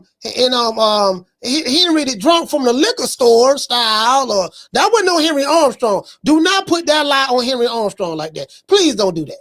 Don't lie on Henry Armstrong like that and say, goddamn it, that was the Henry Armstrong style. Please don't do that. Don't even do that, dog. How you gonna lie and put that on Henry Armstrong? That man daddy gone. He ain't here to defend himself. True. That man dead and gone. He not here to defend himself. Sitting there lying on Henry Armstrong like that. Hollering about that was the Henry Armstrong style. Where? Turning his back on Renee, and trying to walk off in the middle of the damn fight. You know, like that wasn't no Henry Armstrong ain't do that shit. Nigga talking about something. You know, Henry Armstrong, the 5 styles. You know, fuck you. You know, so you think your skills are better than mine? Hey, wanna try to battle me? Hey, come on. I'll show you. Meet me at that Wing Ping Ping Pain School at 3 o'clock. True, true. Nigga talking about, true. nigga sitting there talking about the goddamn, you know what I mean? Nigga talking about some goddamn the 5 styles. Bro, you know, as soon as he said that shit, I went to think about back in the day when I was young. I used to watch the Kung Fu Theater. All you jitterbugs, y'all look up Kung Fu Theater. I used to watch Kung Fu Theater back in the day, and they had the Wu-Tang. You know, they had the the 5 Deadly Venoms. They had doggone different styles. Drunken Monkey. The Crouching Tiger, Dragon style. The Crane, the Striking Cobra. You get what I'm saying? All these different styles, right? So every time I hear this shit, I'm saying this nigga here, man. I say that's when you hear a mama, when you hear a bossy mom talking like that, that's the pure definition of catching bullets with your teeth, literally. I am sick of hearing these bullshit Superman stories about the Wassa legendary Bruce Leroy catching bullets with his teeth. Catches bullets with his teeth. Nigga, please. Yeah, nigga, and all these goddamn styles and all that shit there. Let's see what the people talk about. This brother right here named Rose, he said they trying to make you a gatekeeper just like Pedraza, bro. You got to make a statement. And this will humble the Schofield. He said Keyshawn will be humbled next. Okay, all right. Let's see what's up. Let's keep going. Let's see what they say. Well, let's say, Boss Head TV say I agree. Gillen said that that's what I said, bro.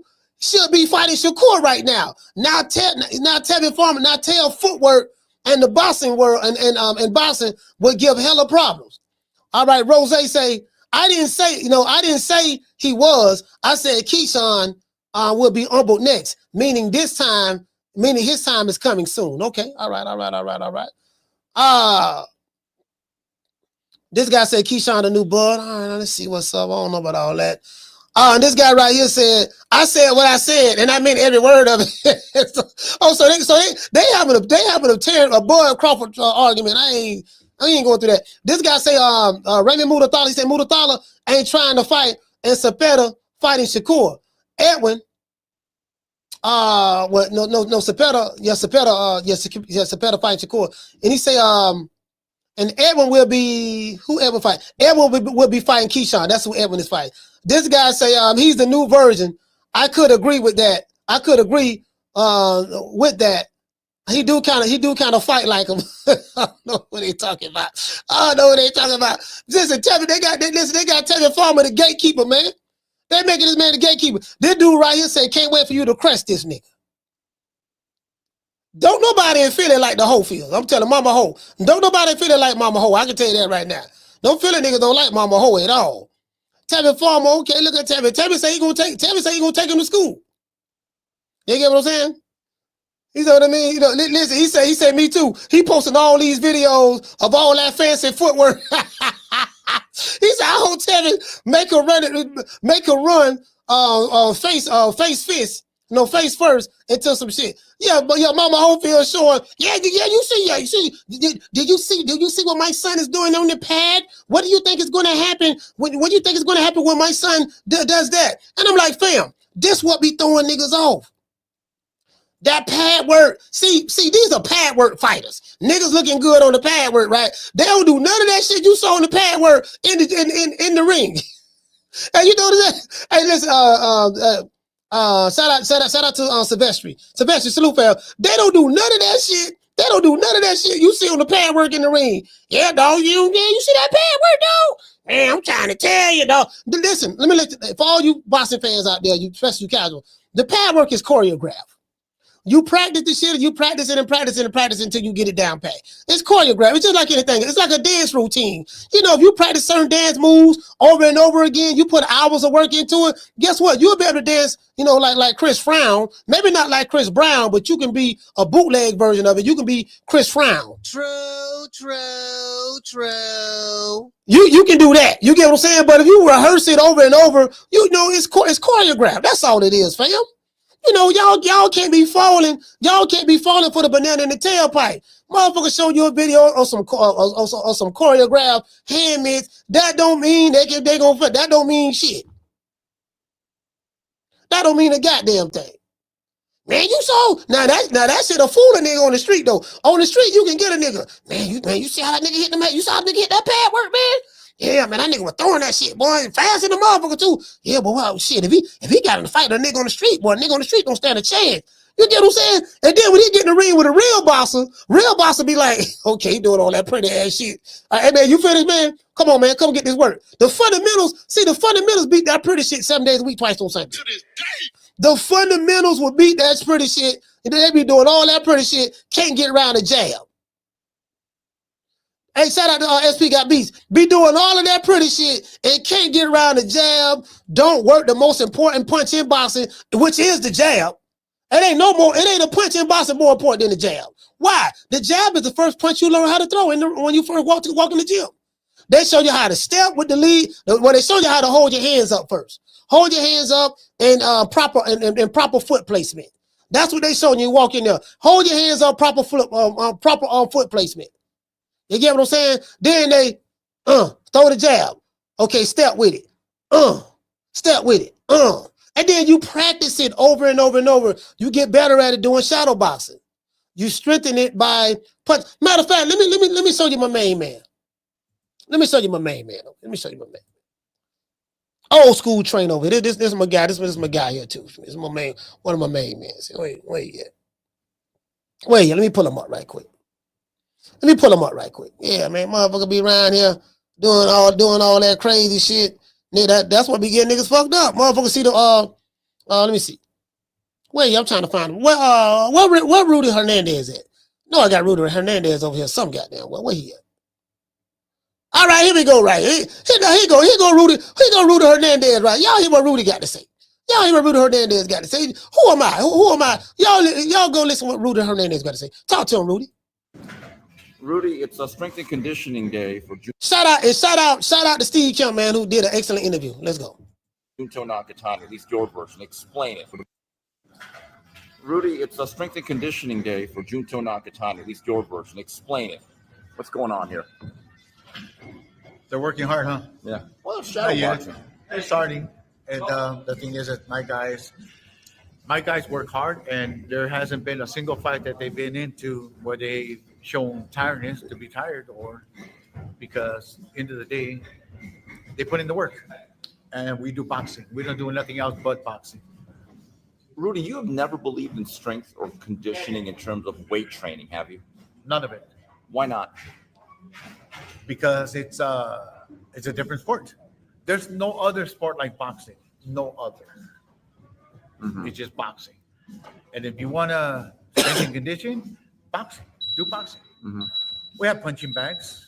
We have sparrings, and we have, when we use our tools here. Hey, shout out to Rick Tills. Rick, what's going on, man? Southside Houston, man. Shout out to Sheila. Shout out to Miss Sheila from Houston, Southside. Boxing, we get fighters ready. How many rounds will he shadow box today then? What's the regimen? 12. 12. Yeah, he'll do 12 rounds. Different tempos, pace, all that. Yeah, a little bit different. This is called the Mike Alvarado workout. Mm-hmm. Because you came out with that with the Brandon Rios rematch, correct? Well, yeah, on the rematch against Brandon Rios, Mike Alvarado had an injured hand. So, as a coach, we have to think sometimes outside of the box. And so I came up with this workout, and it's been very successful. Mm-hmm. Listen, see, Rudy Hernandez is an old school trainer. Like, again, when you go look at them, a lot of them old school trainers, bro, they don't be doing all that fancy shit. Shit gonna get a nigga knocked out, all that fancy shit. I'm talking about the pad work, the choreo. Which there's nothing wrong with that. If that's what you do for sure, that's fine. People got that from Floyd Mayweather. I do get it. But what I'm saying is like shadow boxing, bro. That's how you perfect that shit. Shadow boxing, of course, sparring and stuff like that. But shadow boxing help a lot. You get what I'm saying? Because you get a chance to, because you want to look good while throwing the punch. You want to see how you look while throwing it. Shadow boxing in the mirror and stuff like that. Work on your steps, and then what happens is over time you're going to get better and better at it, and of course you're going to be doing sparring because you're going to be learning shit, sparring and stuff like that, and you ain't going to have no hell of a sparring partner that's trying to kill you, because a lot of times in these sparring sessions, the trainers tell the sparring partners, look, I just want you to give him a different look. He'll tell our sparring partner, look, this is what I want you to do. And you'll hear him coaching on the side and stuff like that. Sometimes there might be some animosity against two top level fighters who spar each other, and it might be a war in there, something of that sort. Sometimes, but James Toney used to get in a lot of those. You kind of really don't want to get into that, like the big heavy wars in sparring, because James Toney used to do that as well. You can get a lot of damage in sparring. A lot of people don't know that. You can get a lot of damage in sparring. A lot of sparring, a lot of damage happens in sparring. Believe it or not. You can get concussions in sparring, all of that shit. All of that shit. People don't know that. Like people, I don't want to say people don't know that, but people don't realize that. In sparring, you're still taking blows to the head. You still taking blows to the head in sparring. When you get punched, even if you have the headgear on, your brain still shakes inside of your skull when you get punched. In sparring. Remember that. True. Anyways, I'm gonna drop these phone lines, man. Y'all call the show, man. 530-494-9636. You want to talk some shit? Call me. Start some shit, bitch. Sup, fool? You gonna talk shit about me, homie? Where you from? Hundreds of niggas is waiting for your motherfucking call, and they all talking shit about you right now. Call the coach at 530-494-9636. We waiting on your bitch ass. Yeah, a lot of motherfuckers don't realize that, but hey, that's sparring a motherfucker too, fam. You get what I'm saying? If you can doggone hold on, sorry about that. Bro, I'm gonna tell you, like I was talking to Dickie Woods when I was interviewing Dickie Woods. And he spoke about that. He spoke a lot like these legendary sparring sessions. Like you can hear, man, like I've heard a lot of shit. Like some of these gyms, they have legendary sparring sessions. Floyd Mayweather gym. I hear what's that gym they got in DC? Was it Headbangers? Headbangers? Stuff like that. I think Headbangers. I heard a lot about them Peterson boys, especially Lamont Peterson. They say Lamont used to be banging and sparring, bro. You get what I'm saying? Like for real, Lamont Peterson he used to be banging and sparring, but right there in the pocket. You get what I'm saying? Shout out to Sylvester. He say fans don't care about that, coach. We just want to see the best versus the best. I mean, that's fine. You ain't got to care about it, but I mean, you not caring about it doesn't take away from the reality of the situation. You get what I'm saying? Shout out to RJ. He said you don't want your fighter to be hurt while he's getting prepared for a fight. Yeah, facts. That's why a lot of times, you don't want, like you said, to go too hard and stuff like that in sparring. You're working on things. Like that. That's what it's for. Work on some stuff, get some different looks, some defensive maneuvers. How are you going to apply? How are you going to fight? How are you going to handle pressure? Okay, this guy coming at you with some pressure and start throwing punches like this and that. How are you going to defend it? You get what I'm saying? You got to work. You work on a lot of shit. How you neutralize them with the jab? Work on your feints. Different head movements. Work on your pivots. Work on your conditioning. You get a chance to get conditioning sparring. We're doing the footwork, going backwards and stuff like that. I'm laughing because y'all remember Caleb Plant said, yeah, I know what he said about Devin Haney. He said, yeah, man, Devin looked he looked kind of timid at first when he got in the ring. And so, he didn't look good. He didn't look all that great when he first got in the ring. So the first 3 rounds, I thought maybe, okay, he was moving around a lot on the back foot. Some say he was running or whatever, but, but he looked kind of timid, like maybe he was suffering from PTSD. That's what Caleb Plant said. I played the video last week. And he said, so I said, let me see what he does in the rest of the fight. And he did it for 12 rounds. He was on the back foot, moving around a lot, doing a whole lot of lateral movement for 12 rounds. And he said, that's when I realized he did that intentional. Like they intentionally, that was the game plan. And Bill Haney said it when he came over here. He said he did that intentional. He said, man, let me tell you something. It's not easy to fight like that. Do you know how hard it is to fight like that, the way Devin Haney fought for 12 rounds? True. Hey, Caleb Plant say, yeah, man, that wasn't easy, man. Wasn't easy, man. Yeah, man, so it is what it is. He said, yeah, man, you know how hard that is? You know, you're going to get some big-ass calf muscles. You know, do you see how big his calves is? He got some big calves. Nigga calf muscles be. Hey, JC said sweet science. He said it's sweet science. Yeah, man. But I told Bill, I was like, yeah, man, I ain't gonna lie though. I ain't like that style. Not for that fight. Not for that fight. Because I think Devin probably could have fought him the way he fought Regis Prograis and been just as effective. He could have been just as effective. Shout out to Schoolo. Schoolo, what's going on, fam? SP got beasts in the building. Yeah, he could have been just as effective had he opted to fight him the other way. You get what I'm saying? Shout out to Master Goku. He said we got Colombian, our gym. He hit like a rock. Crazy dude is 22. Oh, you got a Colombian that hit like a rock? Oh, okay, Master Goku. That's in the other chat. Matter of fact, let's pull up Master Go. That's in the other chat. Yeah, man. Let's see what's up, man. Hold on. Matter of fact, let's go back over here to see what the people talk about over here. Tevin Farmer. Tevin Farmer, this is what the people saying. He said, man, me too. He posting all of those videos with that fancy footwork. This guy say, Floyd gonna knock your boy eyes straight.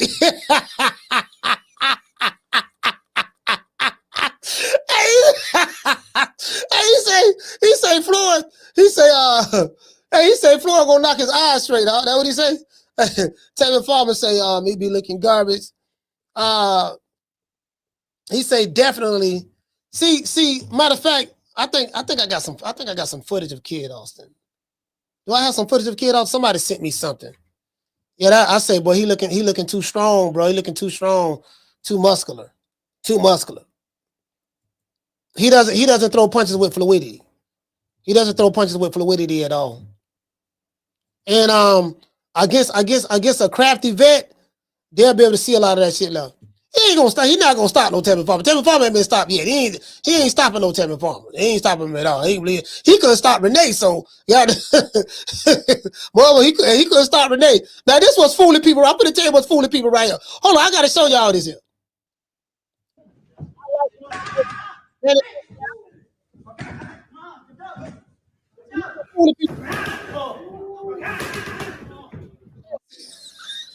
See back in the day, now Manny got some big ass calves. Y'all see how big his calves is? He got them pop out of Sailor Man calves. God damn.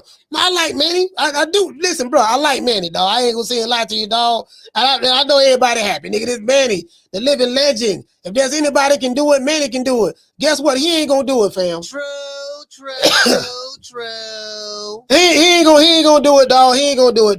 He ain't gonna do it. Listen, man. See, this right here gonna trick a whole lot of mofos. He was doing the same shit against Ugas. He was doing that same shit when he fought that exhibition last year. And that dude will put hands and foot on him. Here we go.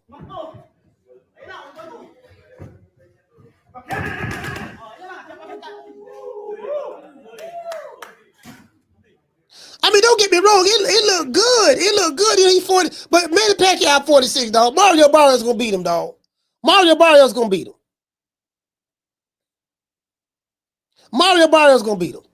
Silvestri said, "Who gonna step up against Shakur next, coach?" Shakur is fighting William Cepeda. What are you talking about? Who's gonna be the one to fight him next? His next fight against William Cepeda. That's the answer to your question.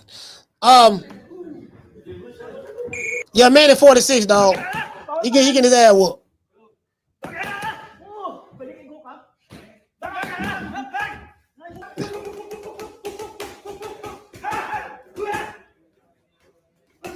Yeah, see.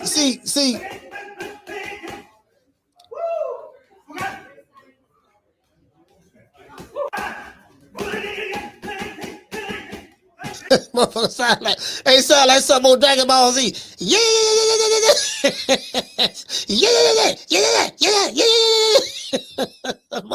Y'all know what got there with Vegeta, when Vegeta and Frieza was fighting each other, throwing 1,000 punches. Yeah.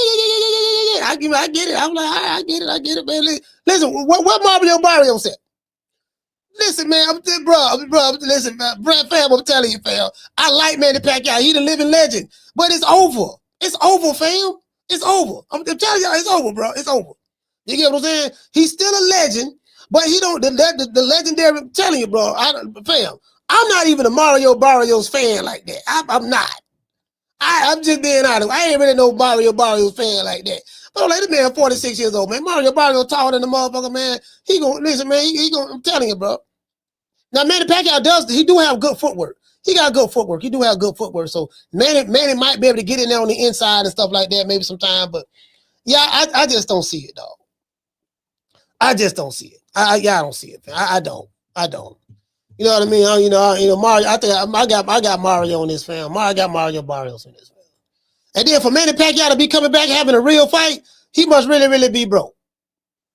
He must really like the money must be, when you got a fighter coming out of retirement at 46 to have a real fight, that's always financial.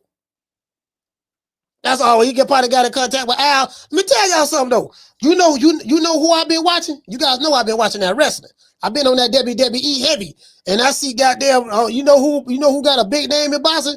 You know, I'm not boxing in WWE. Doggone Logan Paul, nigga. Logan Paul, boy. Logan Paul, fam. Yeah, he getting up there legendary status. Motherfucker, Logan Paul. Listen, Logan Paul finna take over wrestling, and Jake Paul taking over boxing. True. Logan Paul taking over wrestling, and Jake the Snake taking over boxing. That's what's gonna happen, fam. I'm telling you. That's what's gonna happen. Yeah, facts. That's what's gonna happen, fam. Jake the Snake Paul taking over boxing, and his brother Logan finna take over WWE. And guess what? He don't got better. He don't got better in wrestling, bro. He don't got better. You can tell he been training. He don't got better. Like all jokes aside, he don't got better, fam. The Cardenas say footwork or not. When his legs get tired, that's it. That 46. Yeah, 46. He 46, fam. He 46. Kate man say Manny gave all his money to the village. Yeah, that was a dumb move. True. Yeah, you know what I mean. I believe in helping people, but I ain't finna help to the point to where I'm gonna put myself in the poorhouse. You do know that what the preacher man tell you. The preacher tell you, you got to give till it hurts. Okay, why? Okay, I got to give till it hurts. Okay, so when you gonna start giving? Give till it hurts. Dig deep. When I was in the nation, they'd be like, you got to make sacrifices, brother. We got to make sacrifices for the mission. Man, I'm finna sacrifice my hand back on, back on the man. Cause a lot of them brothers was married back then. Man, you better sacrifice your ass back on to your wife and kids, fam. You gonna be around this bitch broke, trying to pay the rent on this building. Everybody chipping in, making sacrifices. Niggas ain't the paper money ain't doing well. You can only sell so many bean pies and newspapers and goddamn, you get what I'm saying, and bean soup. You get what I'm saying? You better show up, be doing something. You have a real job or some shit around this motherfucker, man. Yeah, man, talking about sacrifices. Nah, I ain't doing that. I ain't going to the poorhouse for nobody. Nigga, I worked too motherfucking hard. I worked too hard to get it. They give it away. You get what I'm saying? Shout out to Don. Don say, I hate to say it, but you might be on to something about Logan Paul. Bro, I'm trying to tell you, bro. Again, it's sports entertainment. It's sports entertainment. That's what it's all about. And boxing is sports entertainment as well. And I think a lot of these fighters, they forget the entertainment aspect of it. In boxing, there is no sport without the fans. The fans is what make any sport a sport. Imagine football without anybody watching. Imagine a basketball game in the NBA without anybody watching. Yeah, they're still having a basketball game, but it ain't the same without nobody watching. Nobody interested in it. It's just 10 niggas on the court, running up and down the court, scoring points. They agree to get to a certain, we're gonna keep shooting until the time run out. It ain't the same. It's not even a sport. You get what I'm saying? Literally, it's not even a sport. Shout out to No Cap. You know, so these fighters forget the sports entertainment. It's sports entertainment. You got to be entertaining. That's it. Shout out to Ali. Ali, salute, fam. That's the reality of the situation. That's the reality of the situation. You know, Sugar Ray Leonard knew how to entertain. Sugar Ray, Pernell, Oscar De La Hoya when he was a fighter. Lights Out. You know, Aaron the Hulk Pryor, Zuma Nelson. You name them. You know, Rafael Gomez, Rafael Benitez, Hector Camacho, the showman. Hector Camacho was a showman. Roy Jones. I remember one time. That's what Larry Merchant was saying. Roy wouldn't fight nobody. He was like, Roy, you beat another guy who everybody knew you was going to beat. When are you going to fight somebody? You know, Roy was like, this was HBO, right?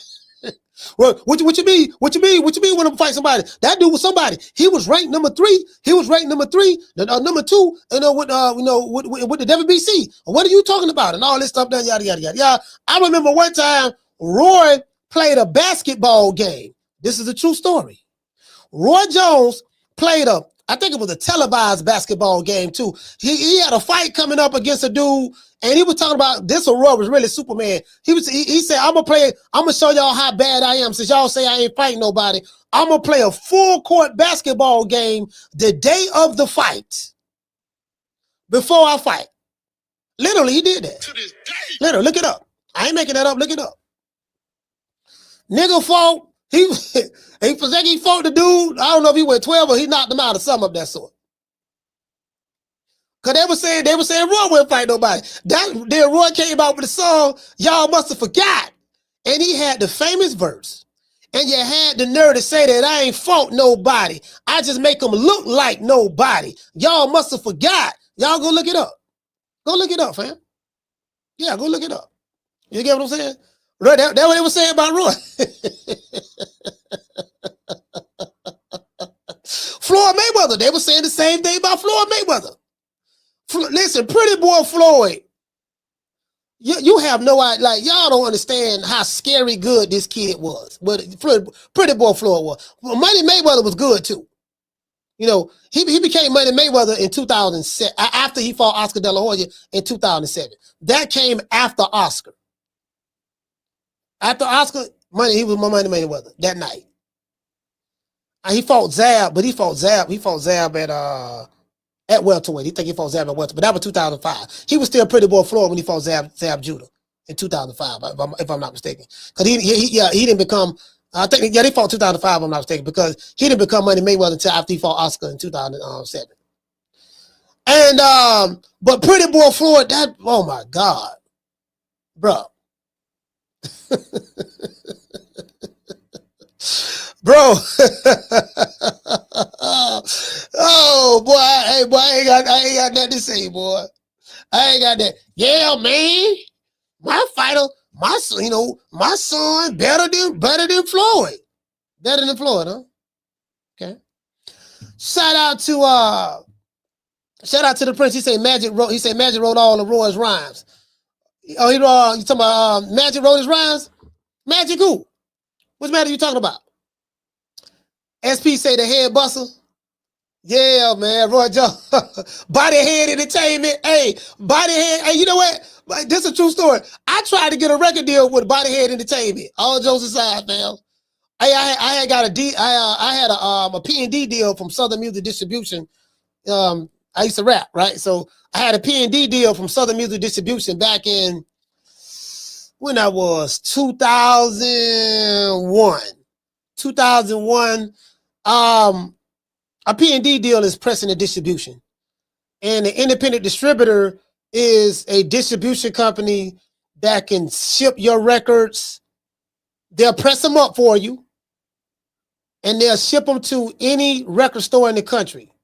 Preferably your region. The region that you're in. And but you have to promote yourself.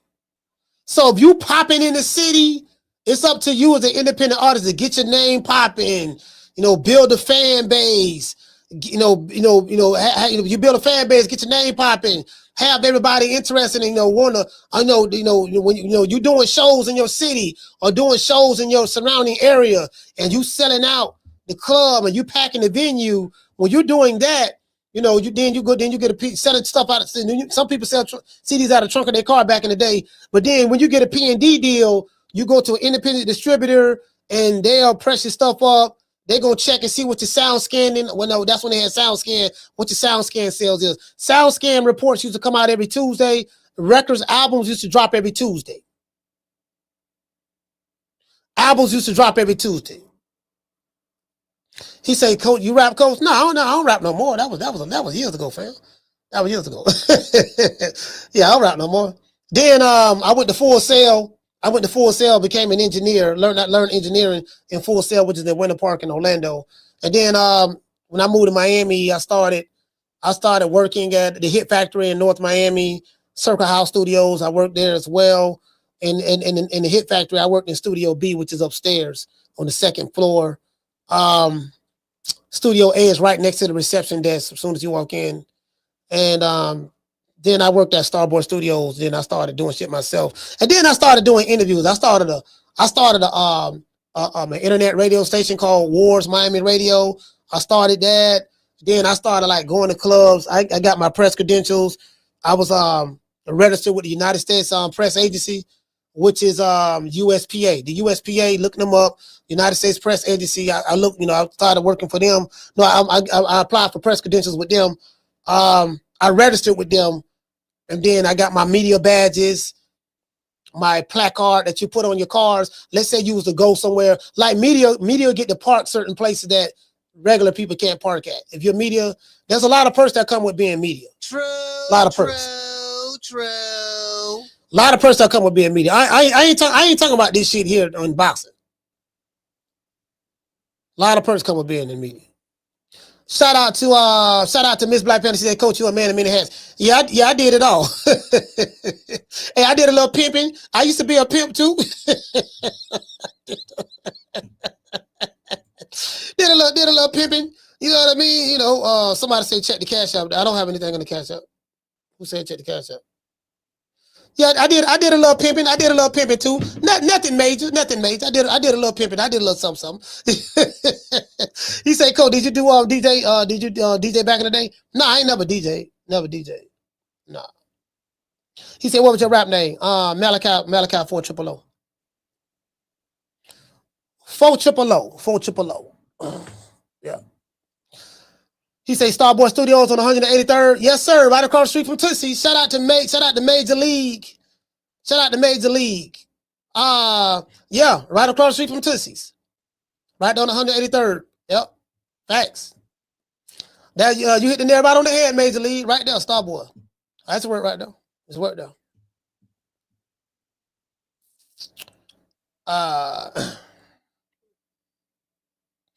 Yeah, man. Shout out to Simo. He say dope. He say, Coach, dope hat. That's dope boy. Yeah, this dope boy. My cousin made this for me. Yeah. He say, Coach, there's a lot of these guys that would have become world champions if Roy wasn't there. Yeah, Roy. I mean, when Roy was in his prime, man, he was a bad boy. He was a bad boy, fam. DC Curry say Starboy be having ops over there. Who are the ops? Is they still over there? Starboy, they still over there? Starboy Studios? They still over there? I haven't been over there in years, bro. They ended up firing me. I had got fired from Starboy.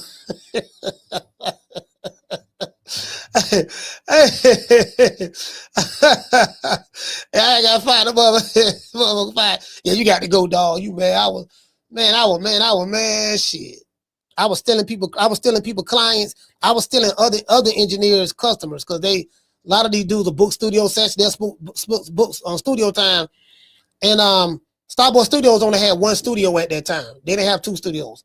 Now I think they have two or three, but they only had one studio at that time. And I wasn't the main engineer. It was a white dude that was the main engineer.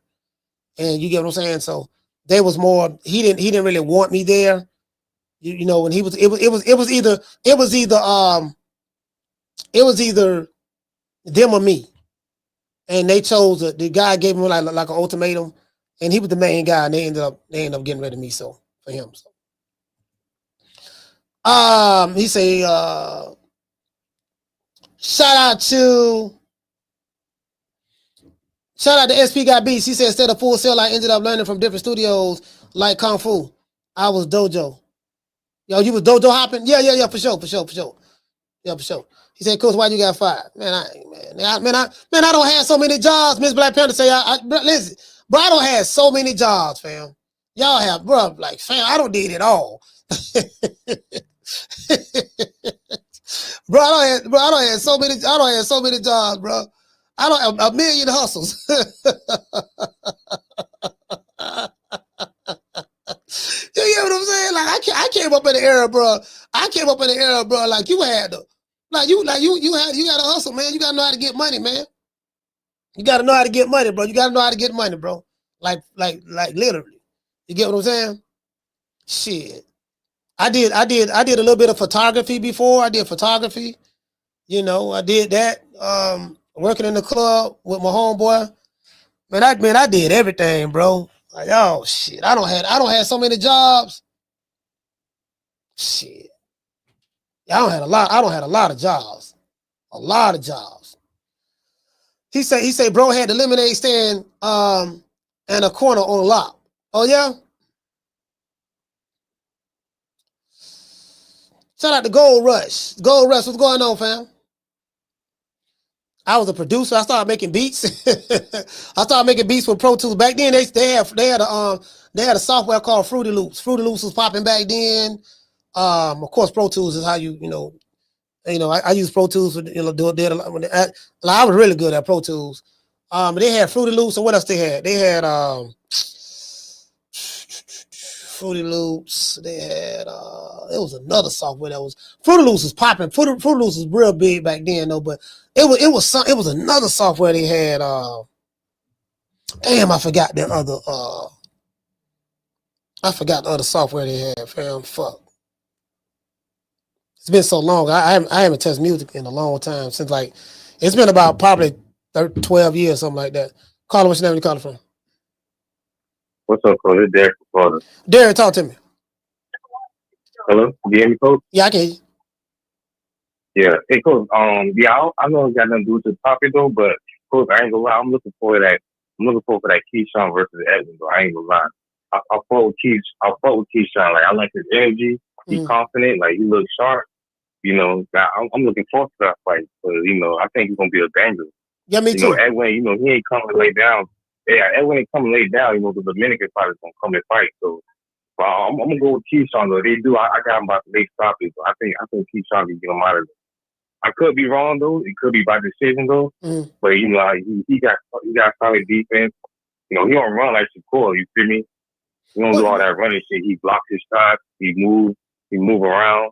He don't do all that little soft ass shit that Shakur be doing. So I'm looking forward to it. So that's my call. All right, salute, fam. Hey, you know what? I think that the Keyshawn Davis and Edwin De Los Santos fight, I think that fight is going 12. Because Edwin De Los Santos got some pop, and Keyshawn Davis has some pop. So I'm wondering if this fight is going to be more of a boxing match. You get what I'm saying? Because will both guys respect each other's power enough to? Do you get what I'm saying? Fight more tactical. I don't know. We'll see. We'll see. You get what I'm saying? So I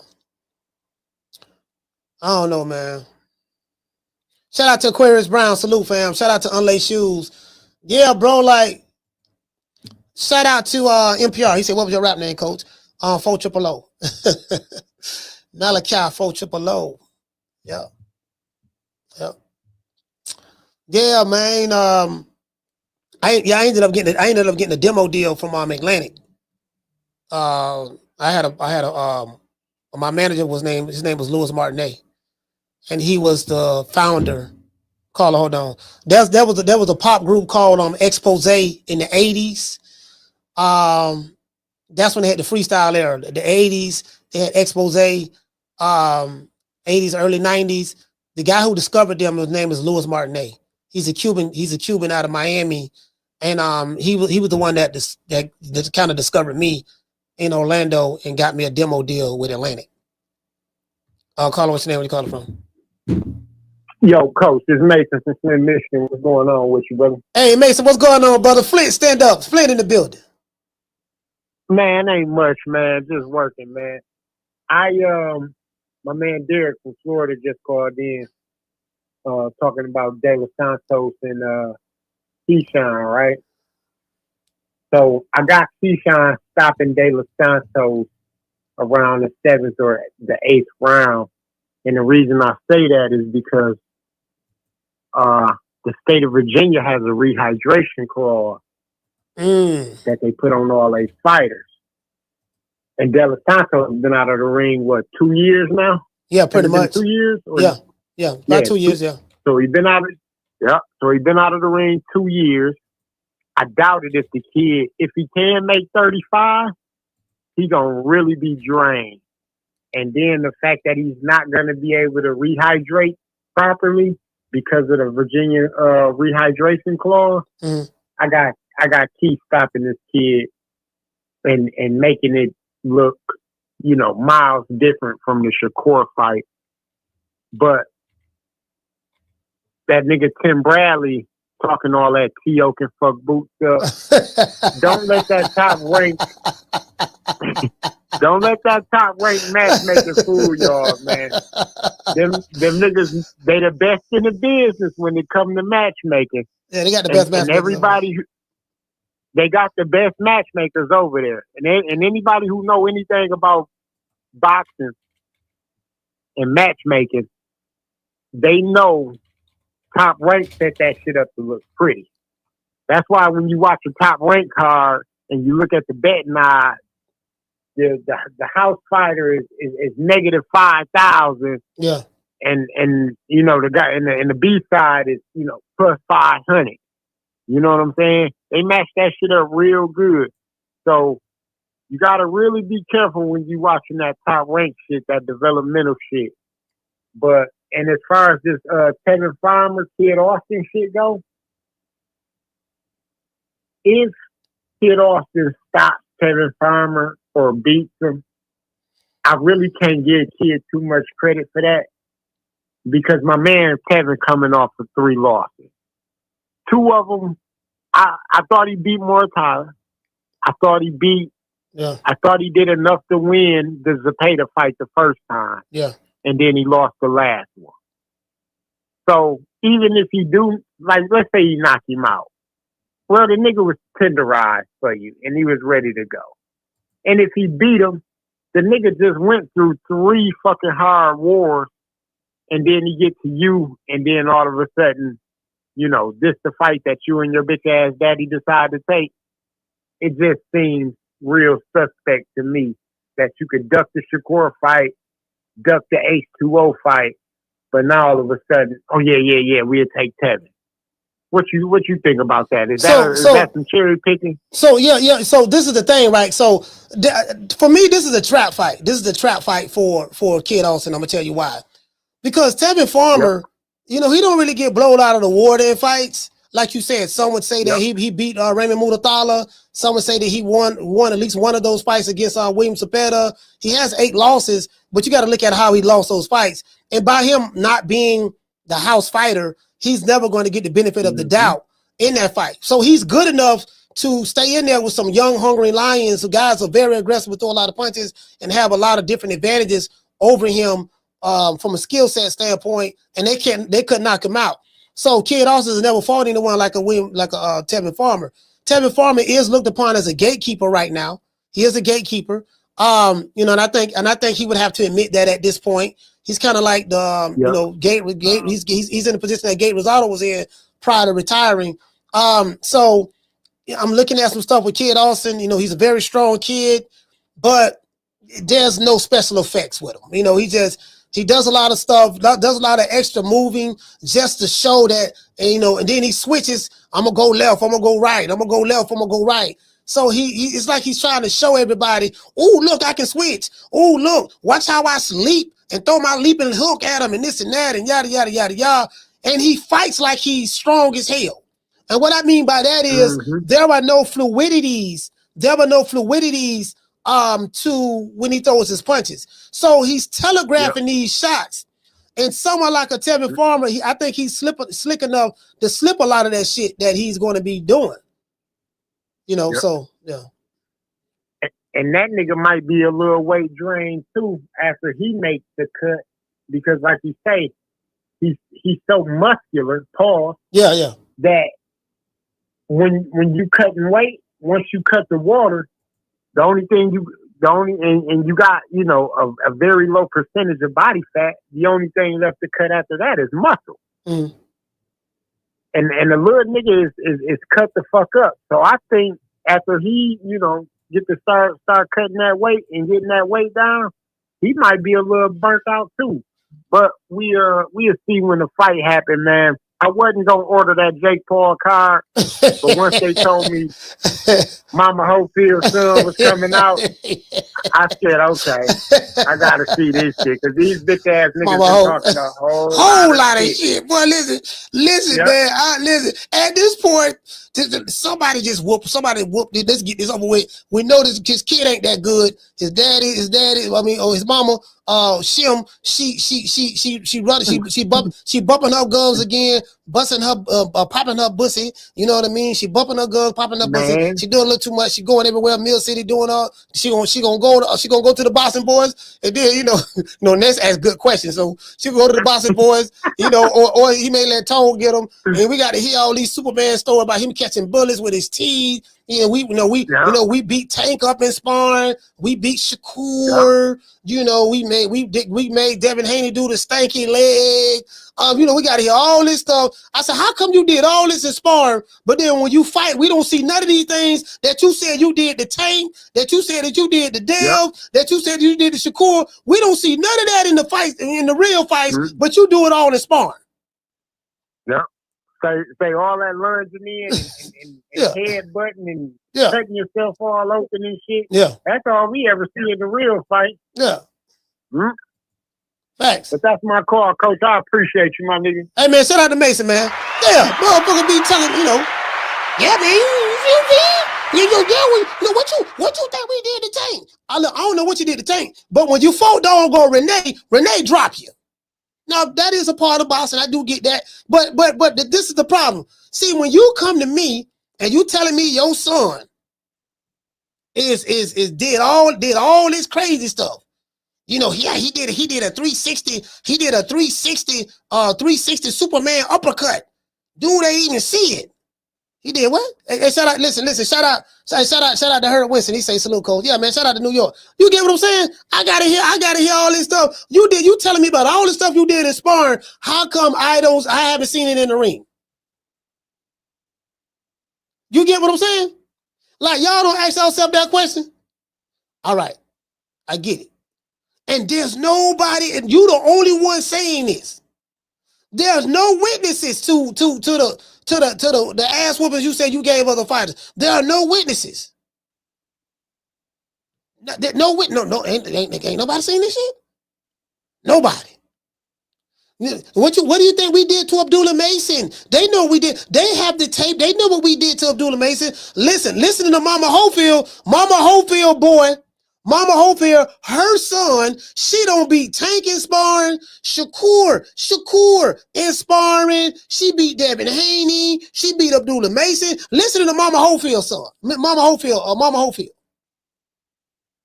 Kid, tell him what you did. Yeah, I ain't gonna lie. I did buckle Devin, and I did have Tank running. You know what I mean? I did do that. Because see, my son, give me the microphone. Yeah, because my son did the 5 styles of boxing. See, you don't understand. And for every style, there's a counter style. Not only does my son know the 5 styles of boxing, so you don't understand. I gave birth to him. When my son came out of my bussy, you know what I mean? BU. SSY, when my son came out of my bussy, I made sure that I had a champion.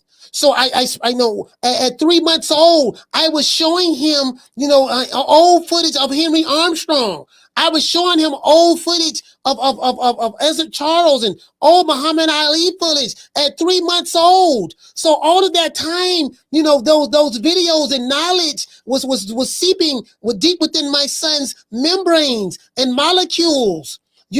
This was prefrontal cortex, and his frontal cortex is not even fully developed yet. The frontal cortex doesn't get developed until 25. He's only 23. This is why I have him living with me right now. This is why I don't allow him to use a cell phone. This is why I don't allow him to be on social media.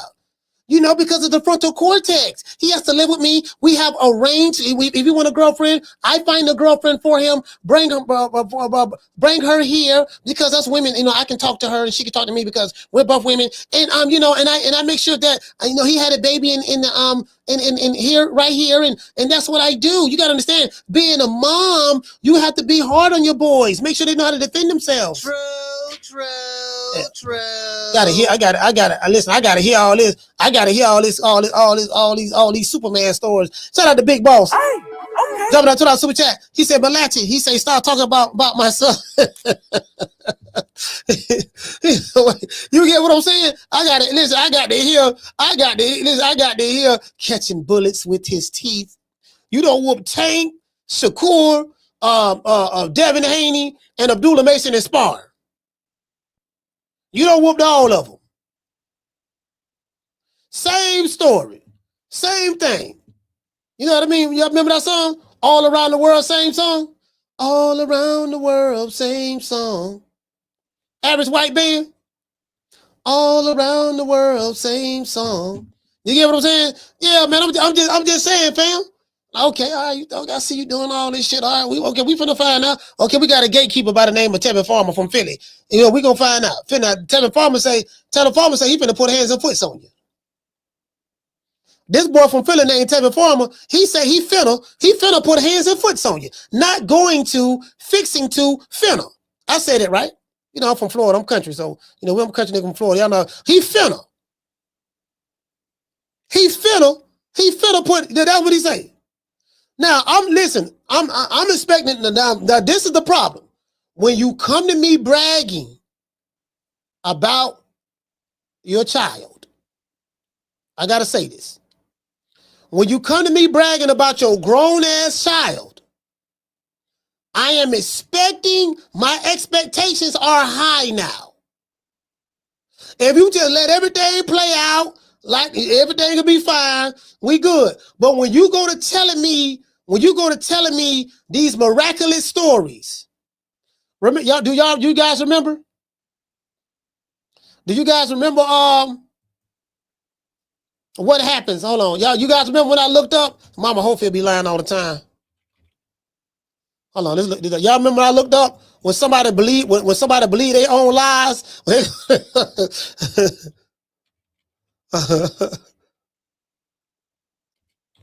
Oh, let's look it up. I forgot what he said.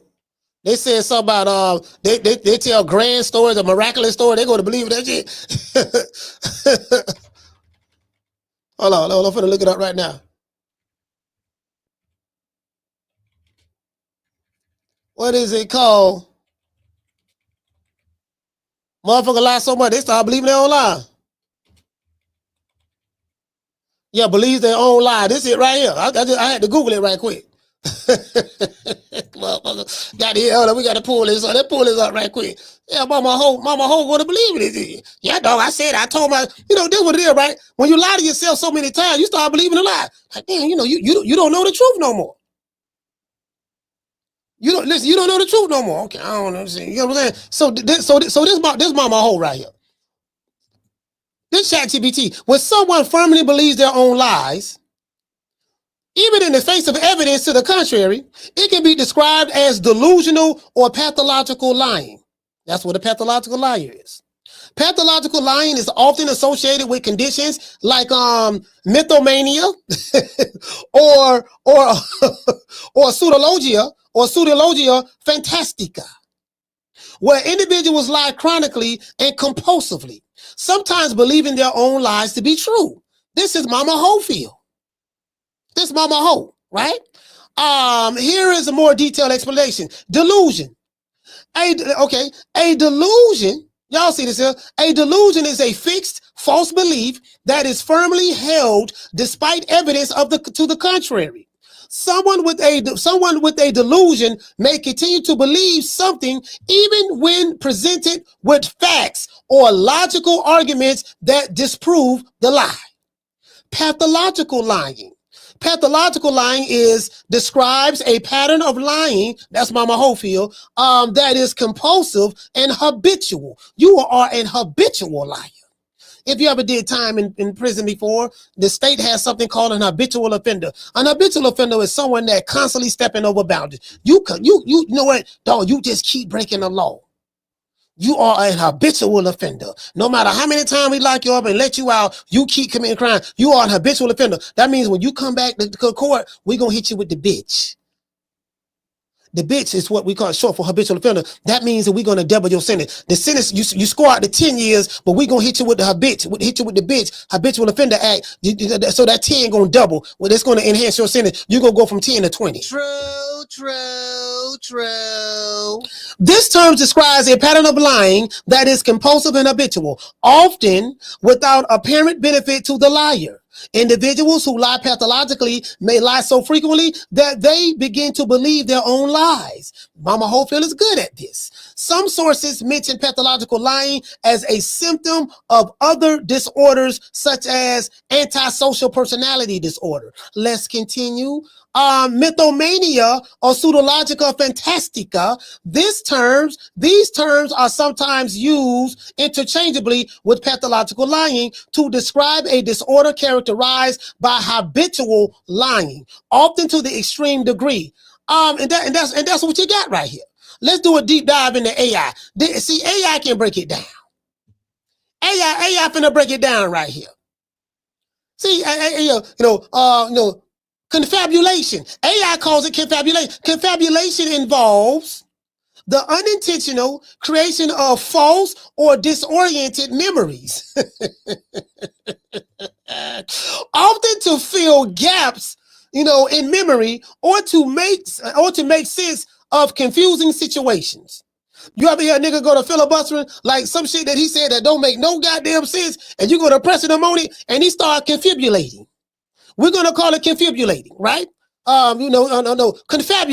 Confabulation, right? Involves unintentional creation of false or distorted memories.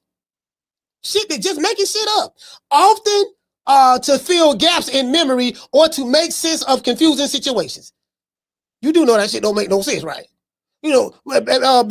Baby, I saw you in the bed with third leg Tyrone. Baby, you ain't see me in the bed with third leg Tyrone. I did see you in the bed, baby. I seen you. No, you didn't. You ain't see me in the bed with third leg Tyrone. That was the plumber, and he was laying pipe. True. You sure, baby, that was the plumber? Yeah, that was the plumber. But why your clothes and his clothes was on? You got to understand. You got to understand. I'm a yoga instructor. When you started doing yoga, baby, that's what I've been doing on the side. What you think I've been doing? So y'all were doing yoga? Yeah, we were doing yoga and he was laying pipe. Oh, okay, all right, baby, all right. Why you ain't tell me? True.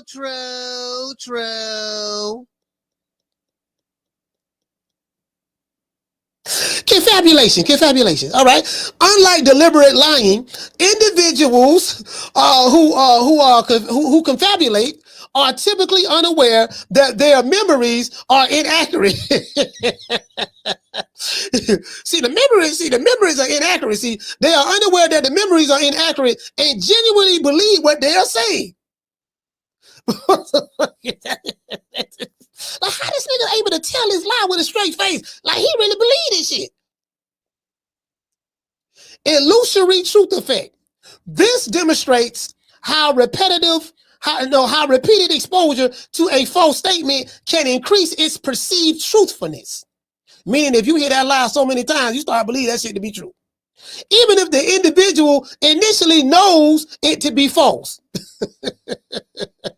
In the context of believing one's own lies, the illusory truth effect suggests that repeatedly telling a lie can make it feel more familiar, therefore more believable, even to the liars themselves. You can't make this up. True. So anytime you see Mama Hofiled on any platform, that's what she does. She really believed this here. When she say her son would beat Tank up in sparring, she really believed that. When she say she beat up Devin Haney and Shakur in sparring, she really believed that. When she say she beat Abdullah Mason in sparring, she really believed that. Literally. That's why when you watch, anytime she lying, she can do it with a straight face. Now you can pick up on, I can pick up when she lying. Okay, this bitch lying, this bitch lying right here.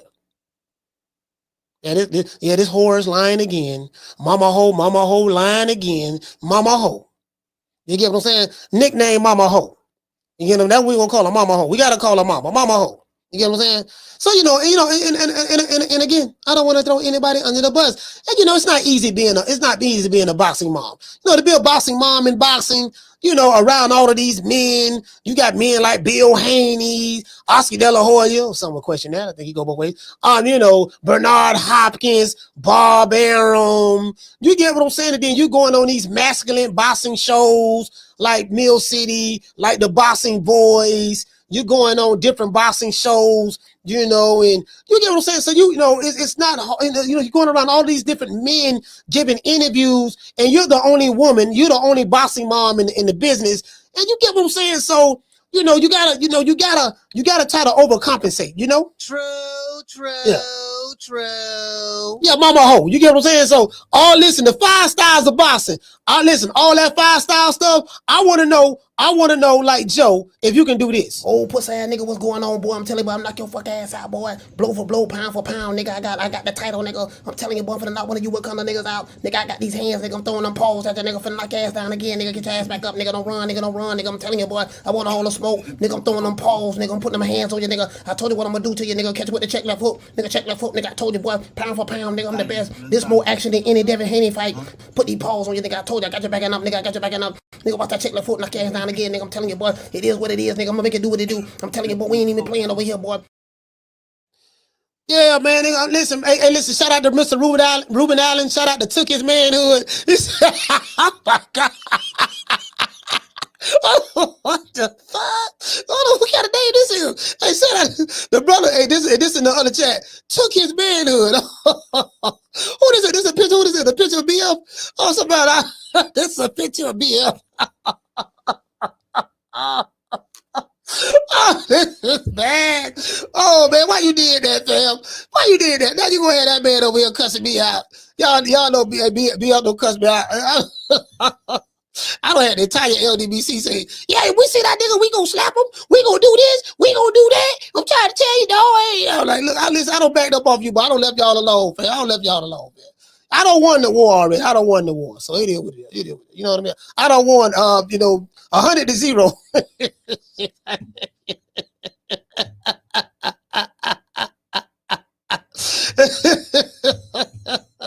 Niggas funny, dog. But these niggas funny, boy. Let me tell you something. The nicest people that you ever going to meet on YouTube, right? I'm telling you, bro. Back in the day, you had hey, what you say, Amaro say, sometimes, gatekeepers win sometimes. Yeah, absolutely. I mean, I'm picking Tevin Farmer to win, but I don't know if he's going to win if it go to the scorecards. That's all I'm saying, Amaro. I mean, I'm picking Tevin Farmer. I'm telling you right now, I got Tevin Farmer winning this fight, but we know how it is. We go to the judges. He's not the A-side fighter. Can you afford your fighter, Kid Austin, to lose to Tevin Farmer when you're creating this? You're supposed to be creating this illusion that he's the second coming of as Mama Hofiled would say, Henry Armstrong. You get what I'm saying? So that's all I'm saying, fam. That's all I'm saying. But I got, listen, trust me, I want Tevin Farmer to win wholeheartedly. Because I'm tired of hearing Mama Hofiled mouth. I'm tired of her running her bussy. She running her bussy, going everywhere, going looking every which way, rubbernecking. You know what I mean? She still got that yarn in her hair, holding on for dear life, looking like the Predator and George Jefferson. Like, bro, I want to see Mama. Listen, this is what I'm saying, fam. Like, please, you have no idea, brother. I want Tevin to win, fam. Trust me, I want Tevin to win. I'm pulling for the brother. You know, I know he got a cock eye. I know he got a cock eye and everything, but I ain't worried about the cock eye. But I want him to win, bro, because I'm tired of mama. These boxing moms are doing too much. I'm pulling for the brother. Trust me. I got my nuts crossed and everything. No Diddy. Caller, what's your name? Where you calling from?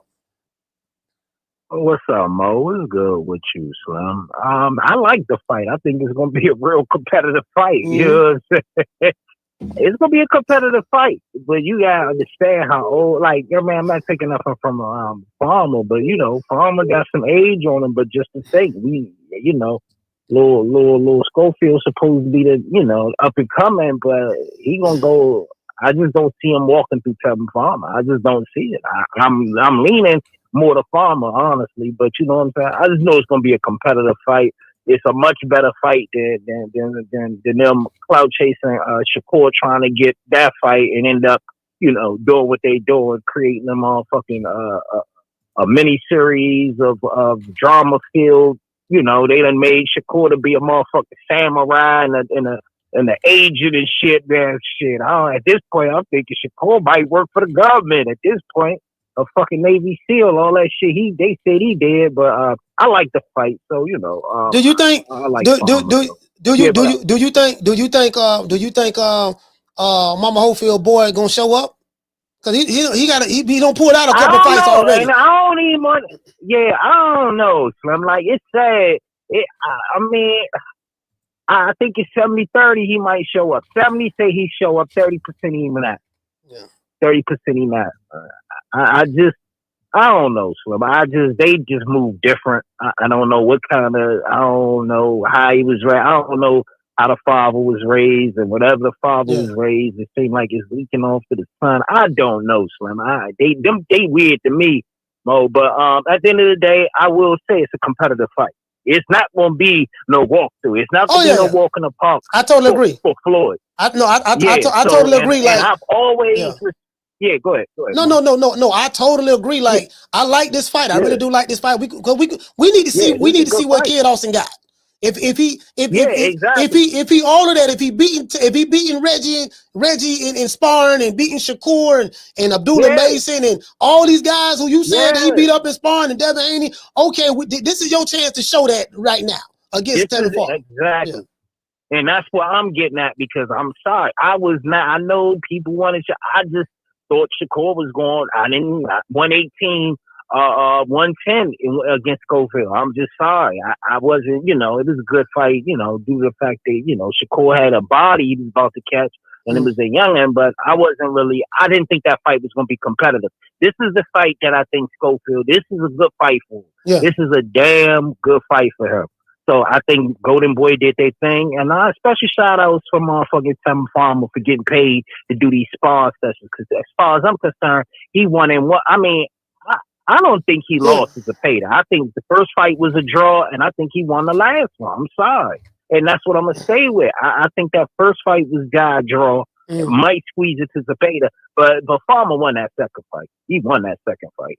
But Ron, before you go, do you think that I don't think if it go 12 rounds, do you think that Tevin Farmer can get a decision against Kid Austin? No. You can't get a decision because remember Mama told him they signed like a 24 fight deal for $24 million. So $30 million fight deal for 30 fights. You know what I'm saying? So whenever they making $1 million a fight. So I think Golden Boy on the hook for them 30 fights for 30 mil. So I don't think they're gonna let them. I think what they're gonna do is I think Tevin, they looking out for Tevin, and I think Tevin is good work for a lot of youngins. I really do. I never had a problem with Tevin Farmer. All the Reggie Davis fans hated on him because they didn't want him to fight him for whatever reason. This fight go back before these motherfuckers even know That's when we knew that motherfucking Reggie was a protected fighter.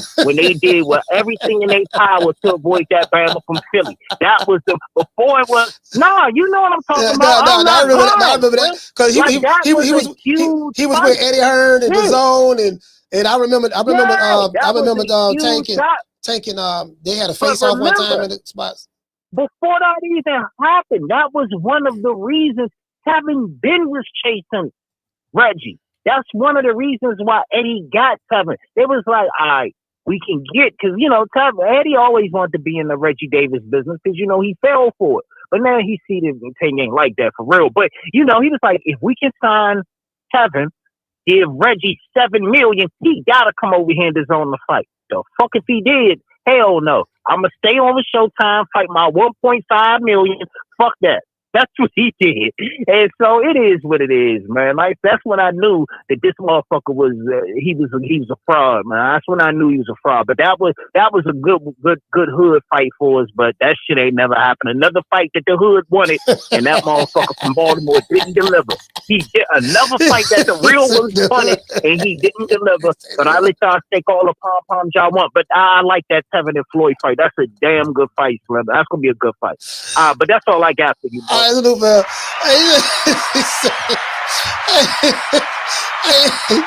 Rob, ABC Disney. Hey, man, look here, man. Rob Boy first. You ain't gonna be talking about Tank Davis, man. Shout out to the face of box. Yeah. Oh, that looks good. How much fun?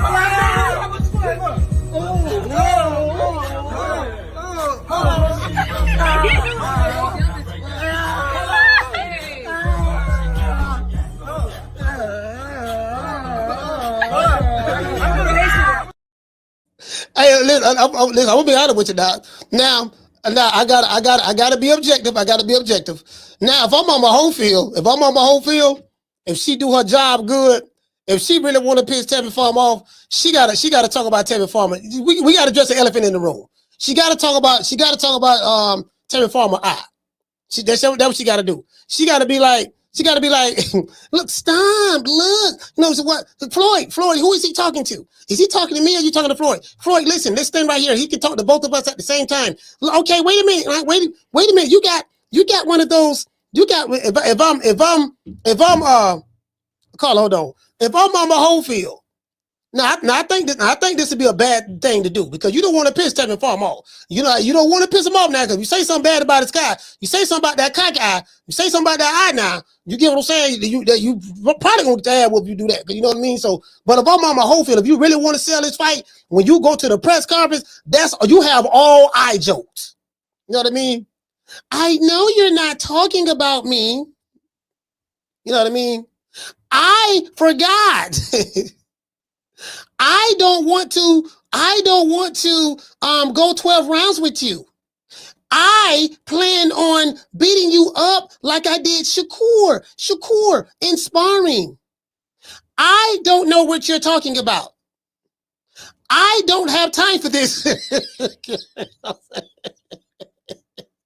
I want to be left alone. if I'm on the whole field, I come up with 1,000 eye jokes. I'll be like, Carla, what's your name? You call it from?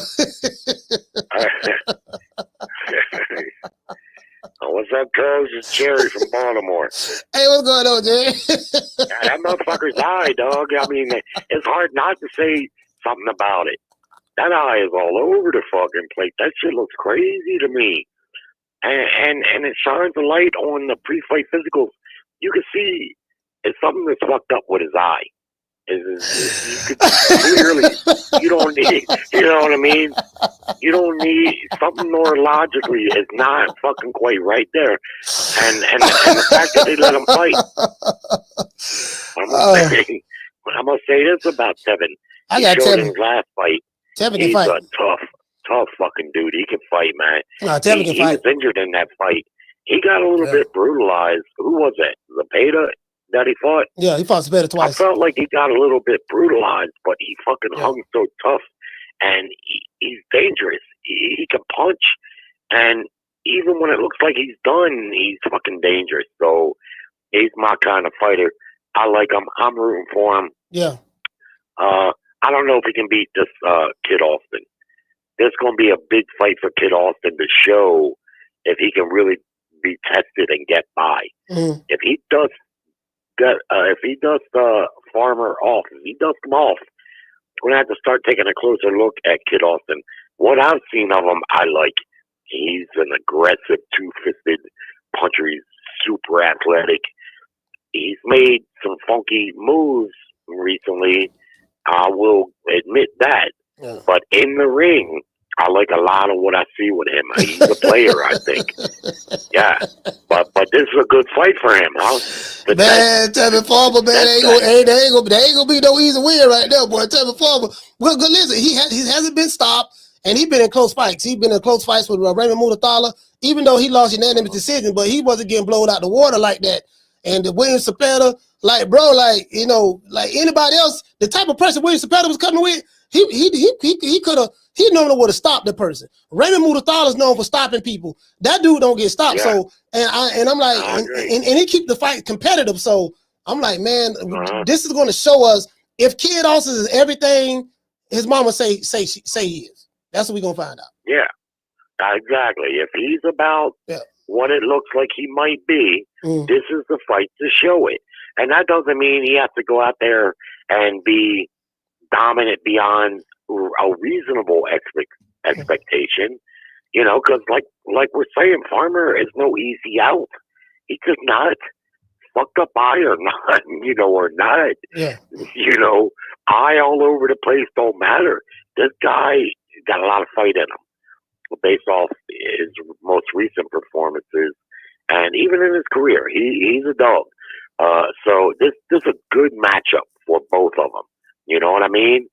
If Farmer is about a resurgence in his career, he'll beat this youngin. If not, then the youngin will beat him, and on will we go. But thanks for the time, Coach. All right, salute, fam. I got Farmer. Me personally, I just think Farmer, and then too, Farmer has been in the ring with way better competition than Kid Austin. So I don't think there's nothing he's going to bring to the table that he hasn't seen before as it relates to that. However, as I said, you know, the kid likes to do a whole lot of unnecessary switching. I'm gonna do this, I'm gonna do that, and he's like, dude, like, you know, you're doing too much. And he's been on the Golden Boy diet. Let's be fair. He's been on the Golden Boy diet. He's been on the Golden Boy diet, and you get what I'm saying? So he's been on that Golden, you know, now Golden Boy, they ain't got nothing but cherries over there. He ain't been fighting nobody. He been on that Golden Boy diet, so got a bunch of tomato cans. But this bum is taking the easy matches, fighting other bums. You get what I'm saying? That's how they build them up. That's how they build them up. Look, we're gonna get you a bunch of cans, dog. We're gonna give you some cans. Don't worry about it, dog. But you're gonna be 40-0. You're gonna be 40-0 fucking with us now. But you know what? Since you pulled that bullshit, because I told you. No, Oscar De La Hoya told that fool. He said, look, I told you. Listen, I told you. Listen, trust the process, Pop. Stop calling out Shakur Stevenson. Stop calling out Abdullah Mason. You're not ready for those guys. Listen, trust the process. I have about 4 more Renees. Remember the little short Mexican guy named Rene that you fought last year who dropped you and you really lost to him, but we robbed him on the scorecards, you know what I mean? Because I couldn't afford to have you get a loss to this guy. Listen, we have a bunch of those that we want to give you, you know what I mean? Stop calling people out, but you keep running your goddamn mouth. Stop it. Keep your pussy closed. True. This, I'm gonna tell you something, bro. If anybody looking at Tevin Farmer like it's sweet, there's nothing sweet about Tevin Farmer in this matchup. I'm telling you, there's nothing sweet about Tevin Farmer, bro. Like, hold on. I'm like, y'all gonna be looking like, yeah, man, coach. I'm telling you, bro, this shit ain't. But this ain't gonna be no easy win for Cletus now. You know, listen. If Tevin Farmer lose this fight, he gonna lose because he was robbed on the scorecards. I can see that happening. I can see him getting robbed. I can definitely see that. Hold on. I can see that. Yeah, I can definitely see that. I can see that. Absolutely. Hold on. Well, let's pull this up. Oh man, somebody hit me up, sent me a video. Yeah, Travis Hunter married his girlfriend. Oh man, what was he thinking about? I said, look, man, the man can marry who he want to marry. Shit, I ain't tripping over that. Let me see. Kid Austin training. I got video footage of him training too. So See, this is shit that's fucking it. See, this shit right here. See this shit right here. See this motherfucking these young niggas up right here. Hold on. There go Mama Ho. Look at Mama Ho looking like a word mom. Anyway, there go Mama Ho. All right, let's see. Here we go right here. Let's do this here. See this shit right here? See this shit right here?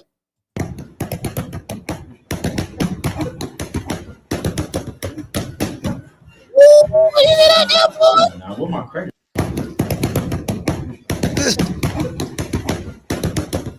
Okay. See, this shit be through. Ooh, I tell you, boy. Ooh, boy, I tell you. Boy, I don't know what Tevin Farmer. Is Tevin Farmer ready for that? Is Tevin Farmer ready for that? I'm just saying, is he ready for that? I don't know now. Hold on. Oh no, hold on. Is he ready? See, I'm gonna show y'all something. See, this is the Robert Garcia Boxing Academy in San Antonio. I was there.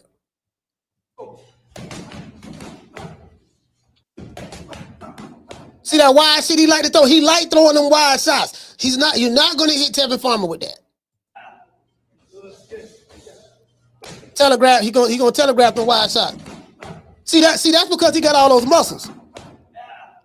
See, he a big strong kid now. He's a strong kid. Powerful legs, strong upper body. But bro,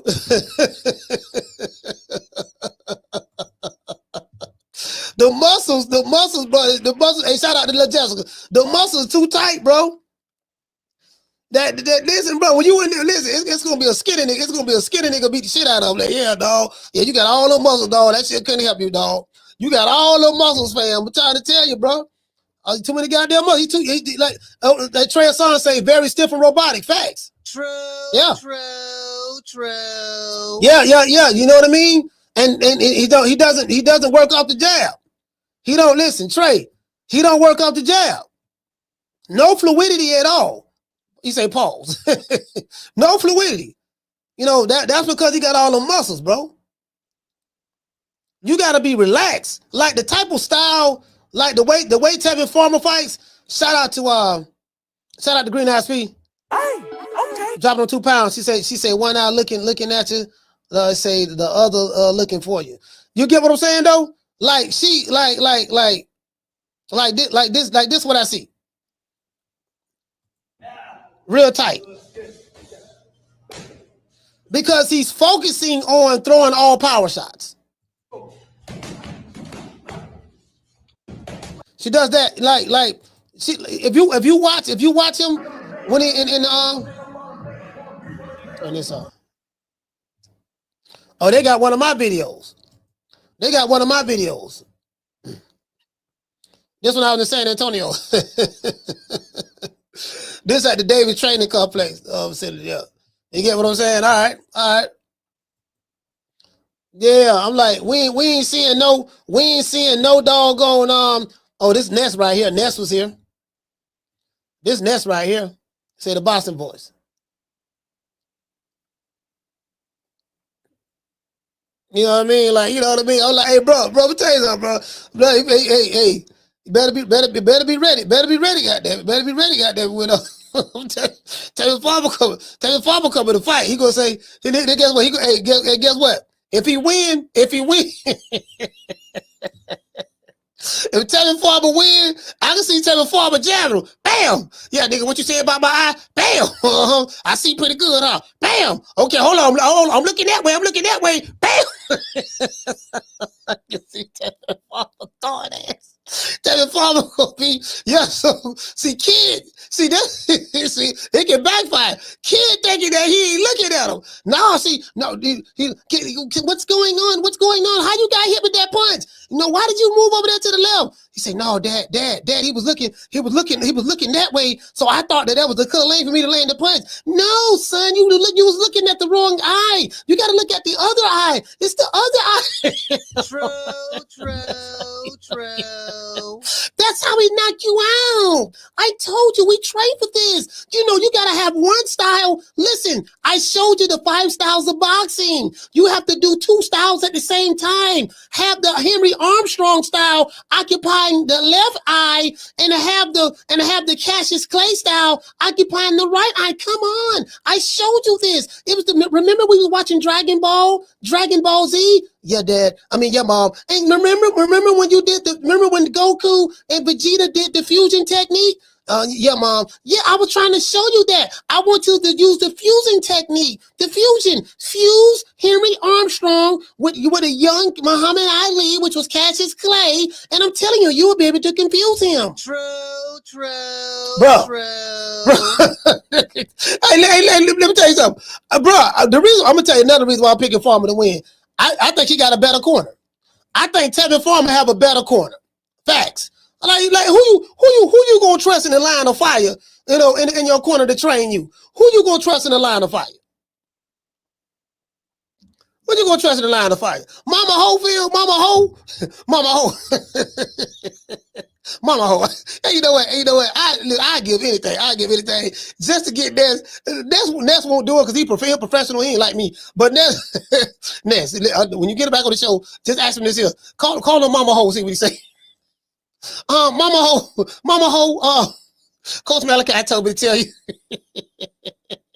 Mama Ho, you know, there's a video where you said that you love the Mama Hofiled joke, the name, you love it, keep them coming. Did you really mean that?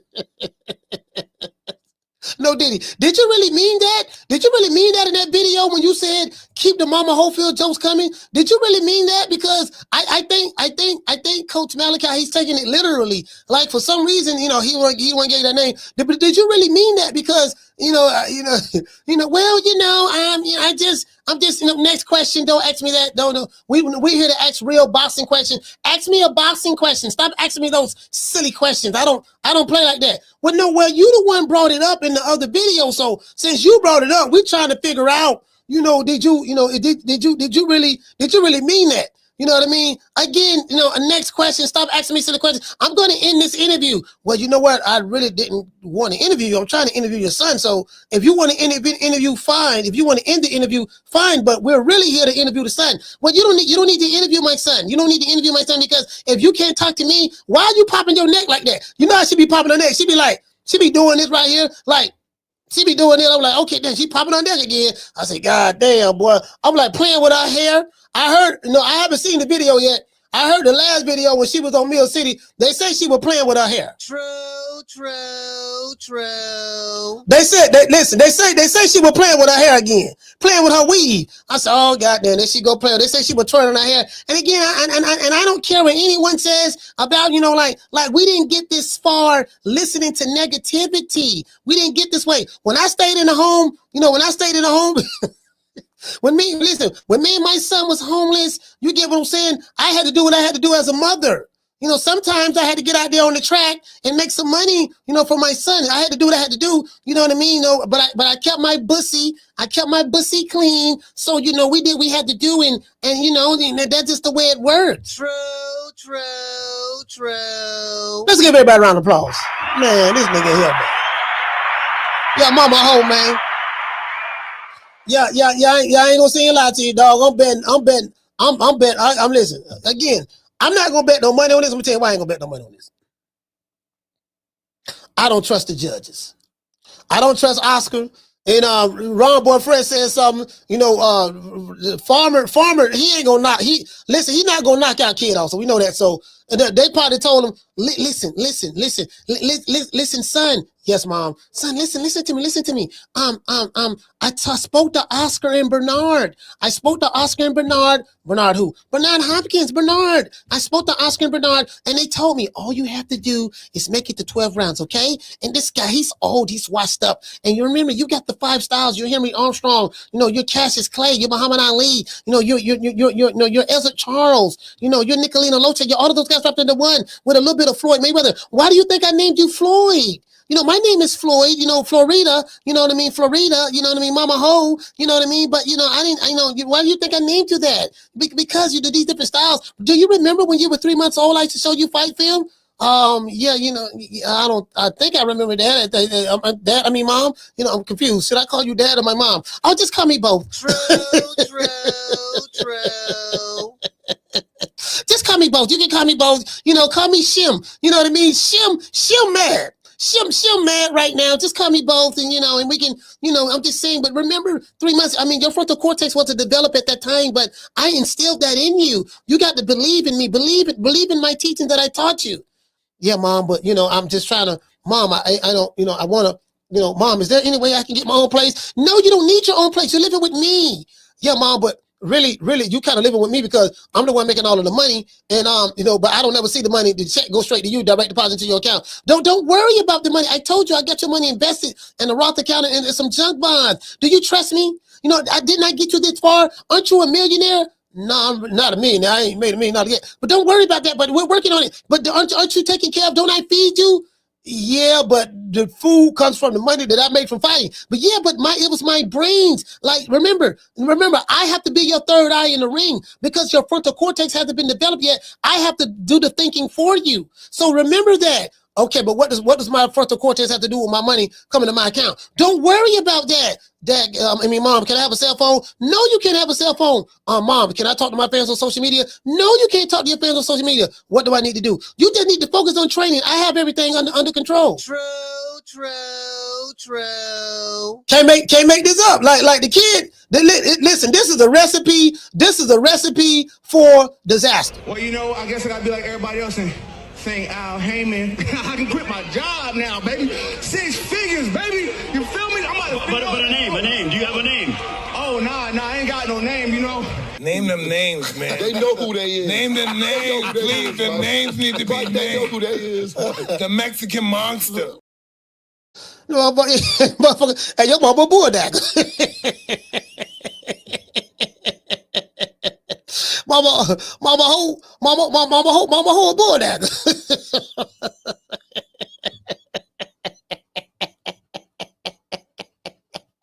I can't fucking win. You get what I'm saying? Yeah, well. Last call. This is the last call. It's the last call. I'll call on stereo. You calling from?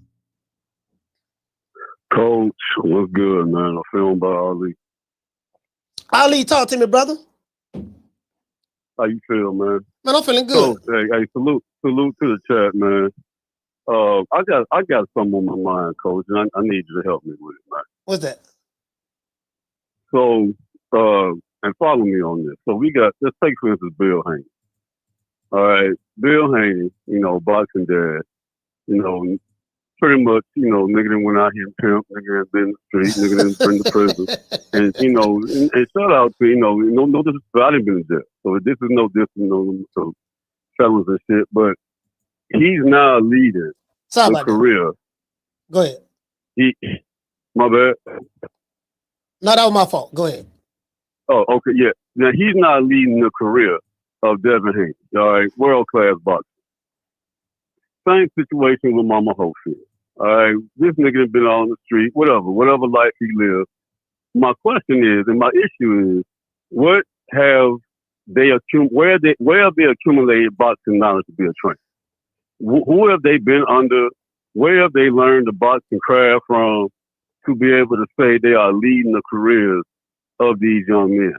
Because it kind of disturbed me, Coach, when you asked Bill what he did in reference to Devin's career. His response was utility man. You remember that, right? Utility man, yep. And I tried to get him to be more. I tried to get him to be more specific, and he wouldn't. What the fuck is that? You know what I'm saying? Like, to me, it's like you playing with boxing is a blood sport. You know what I'm saying? And to me, it just looks like you playing with these boys' lives, and it's pimping. And, I was real reserved in coming to that judgment, Coach, because I understand these are these boys' fathers, these are their sons, and I'm not going to ever question a man's, love for his son. But it's just looking like this is a money grab for these niggas, man, and it's making me feel a way about it, because when I think about a trainer, a dude that's training somebody, man, you in the gym with this fighter. You grinding it out with them. You on top of him like me, no different. That's a day-to-day thing, and I'm not going to at all try to perpetrate like I know the boxing sport, but I definitely know boxing history, right? And when you look at the trainers, man, of great fighters, man, they didn't resemble none of this monkey shit these brothers are doing. No. And it's just, to me, a disservice to these fighters. So I just want to get your opinion on that and opinion on the chat on that. That's something that's been on my mind. I just want to put that out there. All right, shout out to Ali, man. Ali, ATL, stand up. Yeah, I think Bill started out training Devin I don't want to say himself. Like he was kind of like more of an executive producer or a producer. Like a Quincy Jones, he wasn't the one that actually played the instruments, but he got all the producers together, gave them a project, gave them an assignment, and told them how he wanted things to be done. And Rod Temperton came in, and James Ingram came in, and one of the brothers from the Brothers Johnson came in and we used to do the slap bass and stuff like that. He get all of the people together. So I think Bill Haney learned from just being around other trainers. You know, his claim to fame from a notoriety standpoint was getting the cosign of Devin Haney. I mean, of Floyd Mayweather Sr. That was Devin Haney's claim to fame by being in the gym and stuff like that. So I really don't know what Bill does because Bill doesn't define what he does. He just say that, like he said, he was the maintenance man. Yeah, I'm the maintenance man. So, when you look up what a maintenance man does, you know what I mean? Matter of fact, we look up what a maintenance man does, you know what I mean? It's kind of like, it is what it is. It is what it is. Hold on. So I want to get the proper definition of it. So maintenance man, let's look this up right quick before we go. Bill Haney said he the maintenance man. I asked him what he did. He really couldn't tell us. He said he's a maintenance man. A maintenance man is a worker whose job is to keep buildings, equipment, and facilities in good repair.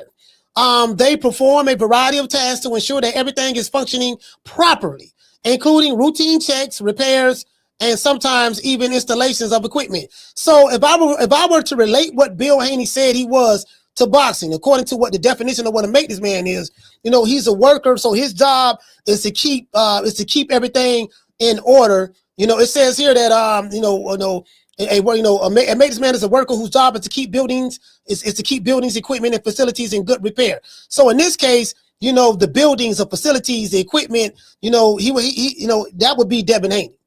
He will make sure that Devin Haney is in good repair. He will make sure that Devin Haney, Bill perform a variety of tasks to ensure that everything is functioning properly. He's going to ensure that the trainer who they hired is doing their job correctly. He's going to ensure that the training camp is going fine. He's going to ensure that Devin Haney is not distracted. He's focused. You know what I mean? He's going to do routine checks on what the game plan is. They're going to put a game plan together. If he's injured, are there any repairs, anything that need to be done? Did you get what I'm saying? So this is what he's saying he does. He's kind of like, you get what I'm saying? That's me trying to relate the definition of what a maintenance man is to what Bill Haney said he was as it relates to Devin Haney's career. So, it is what it is, fam. But that was very vague. That was very vague. You get what I'm saying? Shout out to the 10 rounds of PYTs and Honeydew. See her eyes shine, she's my soul honey, please. In with the lights, so she's my sweet Dr. Cream. Talk to my nose, this love has got it so raw. Make you move, stepping out of control. Turn it up, it's me against the lights. So money, moving on the bar. Everything's alright, got that smooth soul feel. No, that's next to the law. With my soul, turn it up. Yeah, man. Shout out to everybody, man. It is what it is, man. Hold on. I just ran across another definition. Maintenance man. Utility man. Utility man.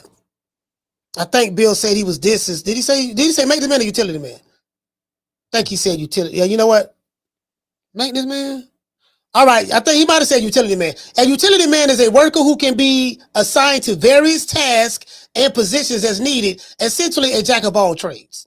So let's just take the root word of this whole thing. Utility man if that's what Bill Haney, I don't know if he said maintenance man or utility man. I don't know which one it was. But if he said utility man, he's the jack of all trades, master of nothing. You ever heard that old saying, Ali? Jack of all trades, master of nothing. You know, he's a jack of all trades. He do it all. You know what I mean? In baseball, a utility player is a player who can play multiple positions competently, often serving as a backup or replacement. So in other contexts, a utility man might be an actor who plays small roles, a handyman or a kitchen helper. So Bill Haney is saying he's the jack of all trades in Devin Haney's career. That's what he says he is. If he said make this man, I read that to you. But if he said he's a utility man, that's what it is. He's the jack of all trades, master of nothing. True. You get what I'm saying? That's an old saying. That's what my mama used to tell me. The old folks. Yeah, boy, you the jack of all trades, master of nothing. You know so much that you don't know a goddamn thing. My mom used to tell my brother. She said, "Boy, you so smart, you stupid." She said, she told me and my brother that one time, right? She said, boy, you so smart, you stupid. You know so much that you don't know a goddamn thing. What's funny? True. Hey, she told me and my brother that, man. Like, yeah, boy, you so smart, you stupid. You know so much that you don't know a goddamn thing. You a jack of all trades, master of nothing.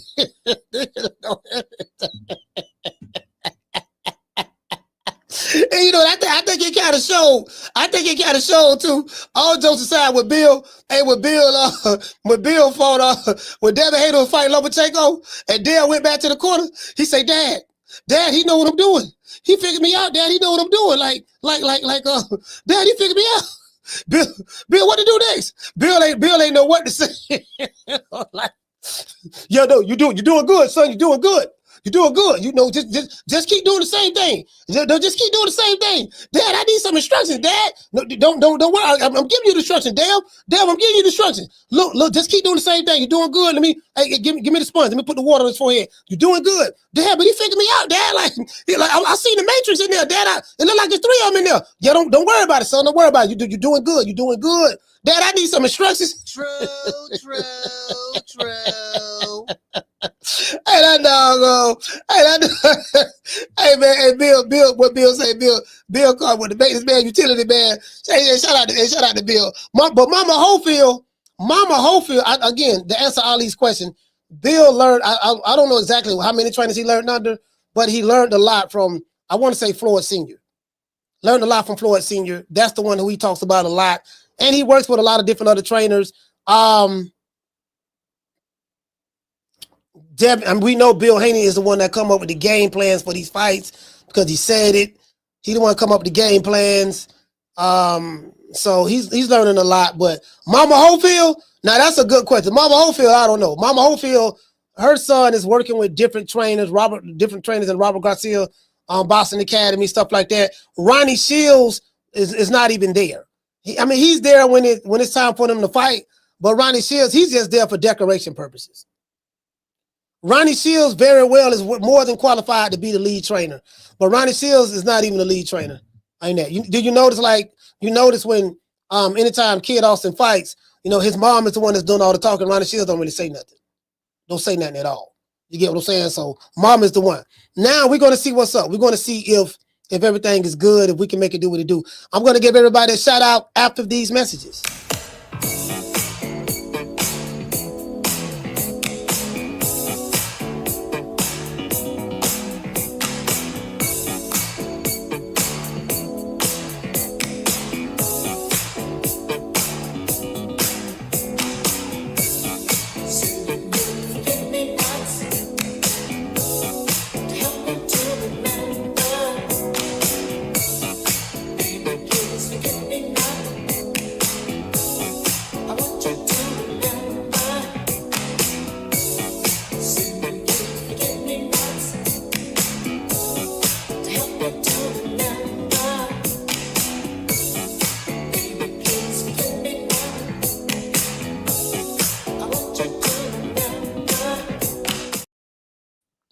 As y'all can see, I be clowning these niggas so much over here, but we ain't gonna don't never get that nigga no interview. I give 25 fucks, sir.